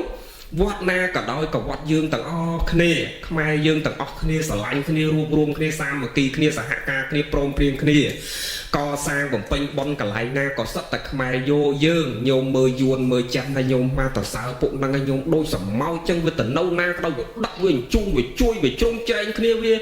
អាខ្មាឃើញវត្តយួនមួយនៅក្បែរផ្លូវចុះពីវត្តអាត្មាទៅនឹងនិយាយពីទាំងស្រីទាំងប្រុសពេលដែលមកដំបងមិនតាន់មានกระดาษស្នាមវាប្រមូលយកមកដេកក្នុងវត្តអាចន់ក្រមនឹងពេញរកការងារឲ្យធ្វើគ្នាវាជួយគ្នាវាទៅធ្វើអាការងារលួចលាក់ជួយគ្នាវារហូតដល់រត់បានកระดาษស្នាមអស់ហើយបានបញ្ចេញហើយវានាំគ្នាមកជួយវត្តនឹងវិញញោមឃើញទេចម្រើនគេសាមគ្គីគ្នាជួយគ្នាសហការគ្នាព្រមព្រៀងគ្នាពួកហ្នឹងញោមចំណាំយួនមួយហេតុអីបានចម្រើនផ្ទះជាប់គ្នានឹងវាឆ្លុះគ្នាជេរគ្នាមិនក៏ដោយតិចថាយើងខ្មែរនេះទៅឆ្លុះមួយអាផ្ទះវាជេរគ្នាព្រឹកងាយហ្នឹងវាអត់គិតអាពីព្រឹកមិញអញជេរគ្នាវាជួយគ្នាវាសិនវាអស់ចាអញ្ចឹងណាញោមចឹងខ្មែរយើងមិនមែនអញ្ចឹងទេជួនកាលអត់ឆ្លុះគ្នាផងហ្នឹងគ្រាន់តែឃើញគេប្រើកាបូបថ្លៃជាងក៏មើលលើមើលក្រមហ្នឹងហ្នឹងហើយគ្រាន់តែសក់គេពីមុនមកគេរួញឥឡូវគេអ៊ុតត្រង់គេធ្វើខ្លួនគេយ៉ាងស្អាតមានកៅអៅថ្មីទំនើបទៀតមើលគេធ្វើហាត់គេពីមុនមករកតាបាយហូបបានផងឥឡូវគេធ្វើខំបើគេមិនខំបើទីហោអញ្ចឹងអាក្នុងចិត្តហ្នឹងមិននិយាយទេកុំថាឡើយទៅជួយជ្រុំជ្រែងគ្រាន់តែគេល្អជាងបន្តិចក៏មិនបានបងនិយាយលេងទេមិនមែនមានទេនឹងណាណៃនោះទេមកទីហោទេណាបងហើយចឹងហើយយើងទៅរករីចម្រើនណាមិនបានអត់ទេបងតលតែយើងមានហត្ថយៈនឹងម្ដាយគេម្ដាយយើងកូនគេកូនយើងឈាមយើងតែមួយទៅដល់ណាក៏ដោយយើងស្រឡាញ់គ្នាញោមជួយគ្នាសហការគ្នាអ្នកណាមានទុកមានត្រែអីយើងជួយគ្នាញោមមើលយួនមើលចិត្តដែលយើងស្អប់គេយើងអត់ចេះនឹងយកអាតឡោអារឿងល្អរបស់គេមកគេពូនគេជញ្ជូនគេដាក់គេសាមគ្គីគេស្រឡាញ់គ្នាណាចឹងសរុបមកសំណួរវិញចប់ប៉ុណ្ណឹងណាប្រសងដែលគង់ចាំប្រវត្តិសាស្ត្រនៅក្នុងអាវាសណាទីណាកន្លែងណាពាក្យថាទីណាកន្លែងណាដូចមកបញ្ជាក់ខាងដើមមិនអញ្ចឹងមិនមែនចាំតវត្តបានលោកចាំភាសាបានទេលោកពេញចិត្តនៅកណ្ដាលព្រៃភ្នំនៅក្រោមដើមឈើស្រាប់តែលោកកំណត់ដែនកំណត់ព្រំគ្នាលោកនឹងគង់ចាំប្រវត្តិសាស្ត្របើអញ្ចឹងលោកជុំក្រាមប្រវត្តិសាស្ត្រអត់ដាច់ណាអាចទទួលសម្ពុតនឹងបានហើយព្រមព្រៀងក្នុងអាវាសមិនកើតបលិពោតមួយទៀតគឺប្រសងដែលគង់ចាំប្រវត្តិសាស្ត្រនៅកន្លែងណាមិនអាចគៀងកបរិស័ទឲ្យទៅកន្លែងហ្នឹងបានទេតោះនេះចឹងយោបាទបានណាចប់វែងតិចហើយចង់សួរអីអាចសួរបានបើអត់សួរតិចចប់និយាយខាងនេះបាទសុំថែម2ម៉ោងទៀត អត់កើតទេវែងអាទៅវិញចប់ធ្វើការដែរបងយប់ចឹងមកត្រូវការផ្សព្វផ្សាយធម៌ដែរហើយផ្សាយធម៌ក្នុងប្រព័ន្ធទំនើបញាតិញោមស្ដាប់បានហើយអភិធម្មក៏មានអីក៏មានឥឡូវនេះសិក្សាចប់អេតស័កចប់ទៀតហើយរូបចិត្តចប់ទៀតហើយចិត្តចូលដល់ពៀនបរមត្តចប់អស់អានិសង្ឃកថាណាបងដូចជាអានិសង្ឃកថាមិនប្របាក់ទេញោមឆ្នាំទៅមកមានបច្ចៈឲ្យបនកថាវត្តយើងមានចូលស្ដាប់នៅគុំនេះមកផុសទៅហ្នឹងហើយវាយតផុនភក្តីយើងទៅកថាវត្តយើងមកផ្សាយទៅឆ្នាំទៅអានិសង្ឃអត់ប្របាក់ទេញោមដោយព្រះអង្គគ្រូខាងកើតលោកសំដែងមិញអញ្ចឹងញោមហើយអាត្មាមិនសំដែងចោតឆ្លើយនាំខាតពេលព្រោះទម្លាប់មកញោមដឹងហើយតាំងពីដើមមកកាលពីពោវធីពោវិសិទ្ធនិងសានបេរេតព្រះអង្គឈើកាច់មមតែអូសអាត្មាបានទៅសំដែងម្ដងនឹងវល់អាត្មាខ្លាំងណាស់បានទៅហ្នឹងហើយព្រោះអាត្មាអត់ចង់ខាតពេលម្ដងម្នាក់សួរចុះសួរឡើងខាតពេលវេលាគឺទម្លាប់មកសំដែងតែម្ដងឯងទៅណាក៏តែម្ដងឯងដែរហ្នឹងហើយអញ្ចឹងយូរបានលោកអូសអាត្មាទៅបានម្ដងការពោវិធីអីលោកនៅបើលោកសឹកអស់នឹងនៅតែប្រហែលអង្គឯងឥឡូវនឹងនៅពោវិសិទ្ធក៏សឹកពោវិធីក៏សឹក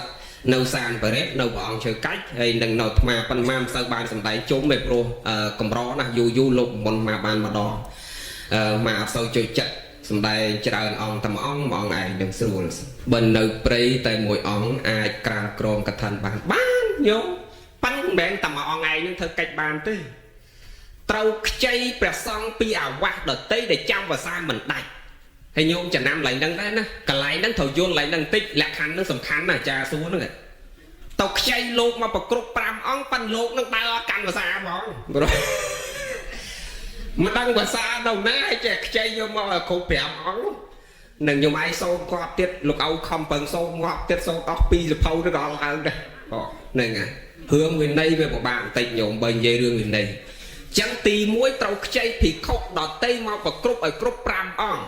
ចាប់ពី5អង្គឡើងទៅមិនមែនត្រឹម5អង្គឯងចង់100អង្គក៏ដោយប៉ិនចាប់ពី5អង្គឡើងទៅធ្វើបានណាតោះនេះយ៉ាងញោមហ្នឹងហើយក្នុងកិច្ចវិន័យហើយ5អង្គនឹងទៀតសោតលក្ខខណ្ឌទី1គឺខ្ចីភិក្ខុពីអាវាសដតីឲ្យគ្រប់5អង្គឡើងទៅ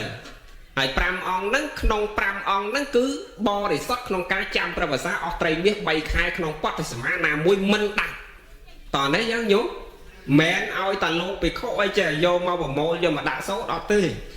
តើឲ្យលោកចាំព្រះភាសាមិនដាច់ទៀតបានសូត្រឡើងទី2គឺភិក្ខុអង្គហ្នឹងគឺមិនកើតអាវាសបលិពោតដូចថ្មនិយាយមិនចឹងនេះដោយអាវាសបលិពោតបើលោកឆ្លោះគ្នាក្នុងអាវាសហ្នឹងហើយសួរតើយើងអាចហែកថាទៅបានទេទៅបានប៉ិនត្រូវទៅខ្ចីភិក្ខុដតីពីអាវាសដតីមកសូត្រមកក្រាលក្រងកថាជំនួសហើយឲ្យលោកត្រេកអរអនុមោទនាក្នុងកិច្ចអនុគ្រោះដល់សងបានប៉ិនតែសងក្នុងអាវាសហ្នឹងអត់អាចក្រាលក្រងបានទេតោះណាប៉ិនអាចអនុគ្រោះអនុមោទនាពីភិក្ខុអាវាសដតីមកក្រាលក្រងជំនួសឲ្យបានមានរឿងច្រើនណារឿងព្រះវិន័យហ្នឹងវាយើងនិយាយទៅអញ្ចឹងមួយអង្គចាំព្រះភាសាក្នុងព្រៃក្រាលក្រងបានទេគេមានក្រាលក្រងម្ដង3អង្គណាក្រាលក្រងតែមួយអង្គទេប៉ិនត្រូវទៅខ្ចីភិក្ខុដតីមកប្រគ្រប់ឲ្យបានហត្ថបទចាប់ពី4 5អង្គឡើងទៅឲ្យតែគ្រប់5អង្គទាំងអ្នកក្រាលក្រងហ្នឹងយើងអាចធ្វើកិច្ចនឹងបានហើយអត់តោះទេណាញោមណាហើយដូចថ្មនិយាយមិញអញ្ចឹងអេណោហ្នឹងចឹងរឿងនេះបានរឿងមួយអង្គហ្នឹងគឺក្រាលក្រងបានប៉ិនខ្ចីភិក្ខុពីអាវាសដតីមកប្រគ្រប់តោះណាចឹងញោមឬក៏មិនបាច់ខ្ចីភិក្ខុពីអាវាសដតីដែរប៉ិនគាត់សួរនេះសួរក្នុងព្រៃអត់មានសាមណេរនៅជាមួយប៉ិនបើអាវាសដែលមានសាមណេរនៅជាមួយសាមណេរនឹងគ្រប់អាយុអាចញាត់ផឹកក្នុងការសូត្រកថាបានតើកថាមានត្រឹមប្រពុតអង្គណានឹងកវៃគេអ្នកសួរកថាមានចាប់ពីត្រឹមប្រពុតអង្គណាញោមមើលឆ្លើយមើលតែបើកណាដឹងអត់ដែរគេសួររិគុណទៅអីគឺកថានទានជាទានក្នុងព្រះវិន័យក្នុងវិន័យបៃដកលោកបញ្ជាក់យ៉ាងច្បាស់កថានទាននេះគឺកើតមានប្រពុតគ្រប់ព្រះអង្គប្រពុតអង្គណាមិនបាច់សួរអង្គណាទេប្រពុតអង្គណាដែលត្រាស់ដឹងឡើងគឺលោកអនុគ្រោះដល់ភិក្ខុសង្ឃឲ្យទទួលអនុមោទនាត្រេកអរកថាទាំងអស់ bậc cọc cả san thô cầm miên cả thân bậc cao nia kẹt mano cầm miên cả thân bậc cát sập bao cầm miên cả thân bậc sạ mạ cô đom cầm miên cả thân bẹt sẽ amไปไตรกรอยตรักดังล้างเกาะอักหนุกรุตามลมอานได้ปปดปีโบราณมาเตาอักหนุกรุดอไปขบสองเอาแต่ตัวอานได้สองปรามกรอยไปจำประวัติศาสตร์มันได้ออกอยากก้าวใบแขกโดยเฉลี่ยจังกับท่านเตียนการเมียนกรุปปดจำยังนายโยมนะเนี่ยปปดกรุปปองกับท่านเตียนนั่นคือการเมียนกรุปปดกรุปปองสนุล้อนะไงเนี่ยในไงจังเบอร์สู้จังเตี้ยสู้ทวนไอ้ไทยเตี้ยมองเนาะตาปปดสามณะโกดำเนี่ยนาเนี่ยสมอะในญาสมปดกะฮับประเดี๋ยวจีวรนั่งกะทันนั่งมนกีว่าลงยัยซาค่ะเตออบาสเนียมเกาเมียรับเสียเกาเมียรับเสียนั่งกอดเนี่ยโซมกาในญาอัมปีเปรียสมาสัมปดทัวสัมปดกะฮับประเดี๋ยวจีวรทัวสัมปดกะทันทวายดอซองจะกระยานกระโดดซองปัญญมในยัยวิสาขาอดคอเตสัวทันเนะหน้าเนะโซมกาในญาทัวสัมปดซาดักกะมนกีสกอลสัมปดซาดักกะเนี่ยเพศาสังสกัดสัมปดซาดักกะนั่นคือสัมปดซาดอกเพศาสังสกัดซาดักกะเพศาบัลลัยเดี๋ยวยังเฮาถ้าสัมปดซาดอกขมายยังยัยหอไงนั่นโยสังสกัดมายัยครั้งขมายยังแมนทอมดานะยัยสังสกัดปนดังไงทำไม่ใช่สัมปดซาดอกนั่นคือเพศาสังสกัดเพศาบัลลัยถ้าซาดักกะขมายยังมองแผลถ้าสัมปดงูตักจังเนะโซมอนุญาตสัมปดงูตักมนเก้คือหลุยยัยวิสาขาพอยัยวิสาขานั่งเนะโซมการอนุญาตให้ไอ้บานกอดต่อโซมอาการอนุญาตกาวน้องโดยซาเจมาเตบานเหรอได้ไงโดยซากอดตุ่มล้ออารัตเนียไปซองมอตตัวพอดแตกกอดเรียงรอไงเสาสดับเอาวาดพ้องตัวพอดหายกอดตัวเอาวาดปีไปซองเรียงรอหลับเป่าซอกจ้ะไงเอาเป่าซัดกอดในมนปิโคซองน่ะแกะซาเวะปดเยียงเตาคลาเตอแกะซาเวะเซงสนามคลาเตออองเซงกอดอดประกันเลยอดประกันถ้าปดบานโยอดเลยปั้นแต่เตอรัตเนียเปรี้ยยังให้เปรี้ยจับใจมาปรามรอยอองมาปอนอองตามสถีบอกกอดเรียงรอไงเป่าซอกจ้ะปรามรอยอองจะไปจำบอกกอดจ้ะกอดสลับเอาว่าประซองพ้องประเกณฑ์พอดประซองพอดอไงมุ้ยอดเตาลุนไอตีเผอเตียไซกอดละวอลเทอร์มโฮจังเตียไซนึกแนบบ่มราเนียงไอเตอรัตเนียปปดพ้องสายเมาตัวพอดจิตตำลอบจังดอนเนียงในเต้าใจดอนไงนั่งเพลียงแถลตะโบงให้เพลียงแถลตะโบงเปรี้ยลงมือเคยถ่าเอาก้าหล่อให้เพลียงตะโบงปองขบปองนอมคนนี้ส่องตักตามกากูจ้อบานเปรี้ยอะในญาจังดอกสองดอกจะโปรถเป็นให้การนั่งปปดเอาตอนอะในญาเอาสมปดซาตะกะสมปดงูตะกังนี้นะให้บ่มตอนเมียน่ะนั่งพ้องงูไม่ยมสมัยทีมั้ยฮะ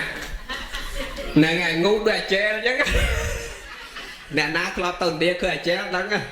หดดาวเพียวจังตู้เมียนเปรี้ยเวงเมียนเปรี้ยคลายเมียนเปรี้ยทมเมียนเปรี้ยโตนายไงตามเรียงอองในใส่เซงเนี่ยยังต้องรถเป็นแต่วอดนะสองตัดชอกดาวเพียวนอกูกันออกเนี่ยให้ดอนเนียงได้เชื่อสตรีกับมอมให้ดอตะเคยจังโยมาเอียนนั่นไงรถตลบมาแตกวันหยุดเยอะๆวัดเจตปนแรงเมียนโลกไอ้สตาเจลดังอ้อมดังกิเธอไปที่ไอ้ยัยวิสาขาก่อนเมียนปัญญานะก็ท่าโอ้ปะไฮจีเพลียงแผลตะโบงเปรี้ยอันในญาติเอาไปโคสองแต่ก็ตอนนี้ไอ้ตอมดองเทียบเคยโลกอ่ะกดเกิดจังแต่ตอมดองเทียบกดสองโลกสองให้เนี่ยได้รถตอมดองเทียบโลกโจกดงัดช่างผลักโดจะปอเนาะเหียบจอมงัดหดมาแตกวันเยอะๆอดเมียนในโลกเนาเตสงัดmấy nó khơi sạc của trên nó bắt đầu linh rồi cho nên nẹo bá về là ngông ngà cả lại nâng chỉ mê riêng chỉ vật mùi đa nẹo miền khác vô cây mồi châm hay chi sau đây tha chẹt bịa cọ miếng anh của lủng ngông cho các bạn phải thâu nhông cái ai cho bậc kia về là ngông nó bạn nó thâu nhông ai nữa ai tại chỉ chê kia chẳng nâng bậc kia chát on mà thâu nhông dư cái mà đấy nhungป้าเหมือนนึกถึงเมียนทอขนมครูในเจเดียลทำไมเกยจวนกาวต่อมาเคยส่งไว้จ้ะเนี่ยเมียนสอบยังคลายใหญ่คลายกับปากเกยเนี่ยหล่อมาหลบจีตเตสนาสอบกรุบเอาให้เคยกับเล็กมาจวนกาเพลียงเอาสร้างคะแนนนี่ก็อยากกูดลานขอยน้องเอาในเจ้าต้องกุยน้องมวยก็อาจแต่เลี้ยไม่ก็เอากุยมวยเอาเนี่ยก็อยากขอยน้องโดยมันเถาตักจ้ะนั่งกุยมือตัวสมน้อยให้จวนกานั่งชอมือเกยห้องใบนั่งเอาเอาหอบจะมวยตีป่อนั่งสมน้อยป่อมือตัวส่งเวไอเจทาสไลเปียกรอกเนี่ยผมราหนึ่งโดยสัตว์โดยเทียนให้ยื่นไปจานาถ้าเบิกคณีฉลาดคณี ចេះគ្នាដឹងគ្នាម្លេះសំមិនមកធ្វើខ្ញុំយើងទេត្រូវមានអធិស្ឋានល្អសម្រាប់អ្នកនៅជាមួយតោះនេះយ៉ាងញោមជាមេរៀនជីវិតមួយដែរមកយើងចូលរឿងយើងនេះមិនបាត់ចប់ហ៎ចឹងដល់ទៅដល់បាត់លោកអង្គក៏ប្រាប់យាយម្ដងទៀតយាយអត់មានលោកទេអាជែលក៏អត់ឃើញលោកក៏អត់ឃើញបាត់អស់យាយសាខាក៏ថាអូបើលោកចូលទៅផ្លាស់អញ្ចឹងទៅខ្លួនឯងលើកហ្នឹងទៅដល់ចូលបន្ទប់ព្រះហ្មងថ្វាយអង្គមព្រះផន្តេភគវេបបព្រះអង្គចម្រើនខ្ញុំព្រះអង្គសុំពរពីព្រះអង្គមួយសុំអីតាសុំពរហ្នឹងមានរឿងហ่ะខ្ញុំព្រះអង្គសុំពរពីព្រះអង្គមួយមានអីមហាបាសិកាខ្ញុំព្រះអង្គសូមការអនុញ្ញាតពីព្រះអង្គសូមអនុញ្ញាតសម្ពុទ្ធសាដកៈសម្រាប់ភិក្ខុសង្ឃភិក្ខុណីសង្ឃចាត់ពីពេលហ្នឹងតទៅសូមបីតែភិក្ខុណីកាលពីព្រះអង្គមិនតាន់បញ្ញត្តិក៏តាន់មានអីងូតដែរដោយតែគ្នាអញ្ចឹងកុំសើចខាងលោកប្រុសនោះយើងហ្នឹងក៏ដូចគេយ៉ាងដែរណាព្រោះវាមិនតាន់មានសពុទ្ធហ្នឹងនោះចឹងខ្ញុំព្រះអង្គសូមការអនុញ្ញាតសពុទ្ធសាដកៈសម្រាប់ភិក្ខុណីសង្ឃសាមណេរសាមណេរីសាមណេរស្រីគេហៅសាមណេរីសាមណេរប្រុសគេហៅសាមណេរាតើណាភិក្ខុណីសាមណេរសាមណេរីចឹងព្រះអង្គខ្ញុំព្រះអង្គសូមការអនុញ្ញាតសពុទ្ធសាដកៈសម្រាប់ភិក្ខុណីសង្ឃចាប់ពីពេលហ្នឹងតទៅប្របីណាស់ឧបាសិកាតថាគតចាំពាក្យហ្នឹងយូរហើយនឹងពលលោកមើលទៅក៏មិនសមគួរដែរប៉ុន្តែមិនមានការអនុញ្ញាតសូមពីបរិស័ទទៅក៏វាពិបាកនឹងមិនមានអ្នកគត់គង់ទំនុកបំរុងបញ្ញត្តិហើយមិនមានអ្នកគត់គង់ក៏ពិបាកចឹងទៅក៏អនុញ្ញាតសម្ពុទ្ធសាដកៈហ្នឹងចាប់ពីពេលហ្នឹងទៅបានលោកងូទឹកមានអីផ្លាស់ប្ដូរដូចញោមចឹងដែរកុំអីហ្នឹងតាំងអាត្មាតាំងព្រះអង្គខាងកើតដូចតែគ្នាចឹងក៏នឹង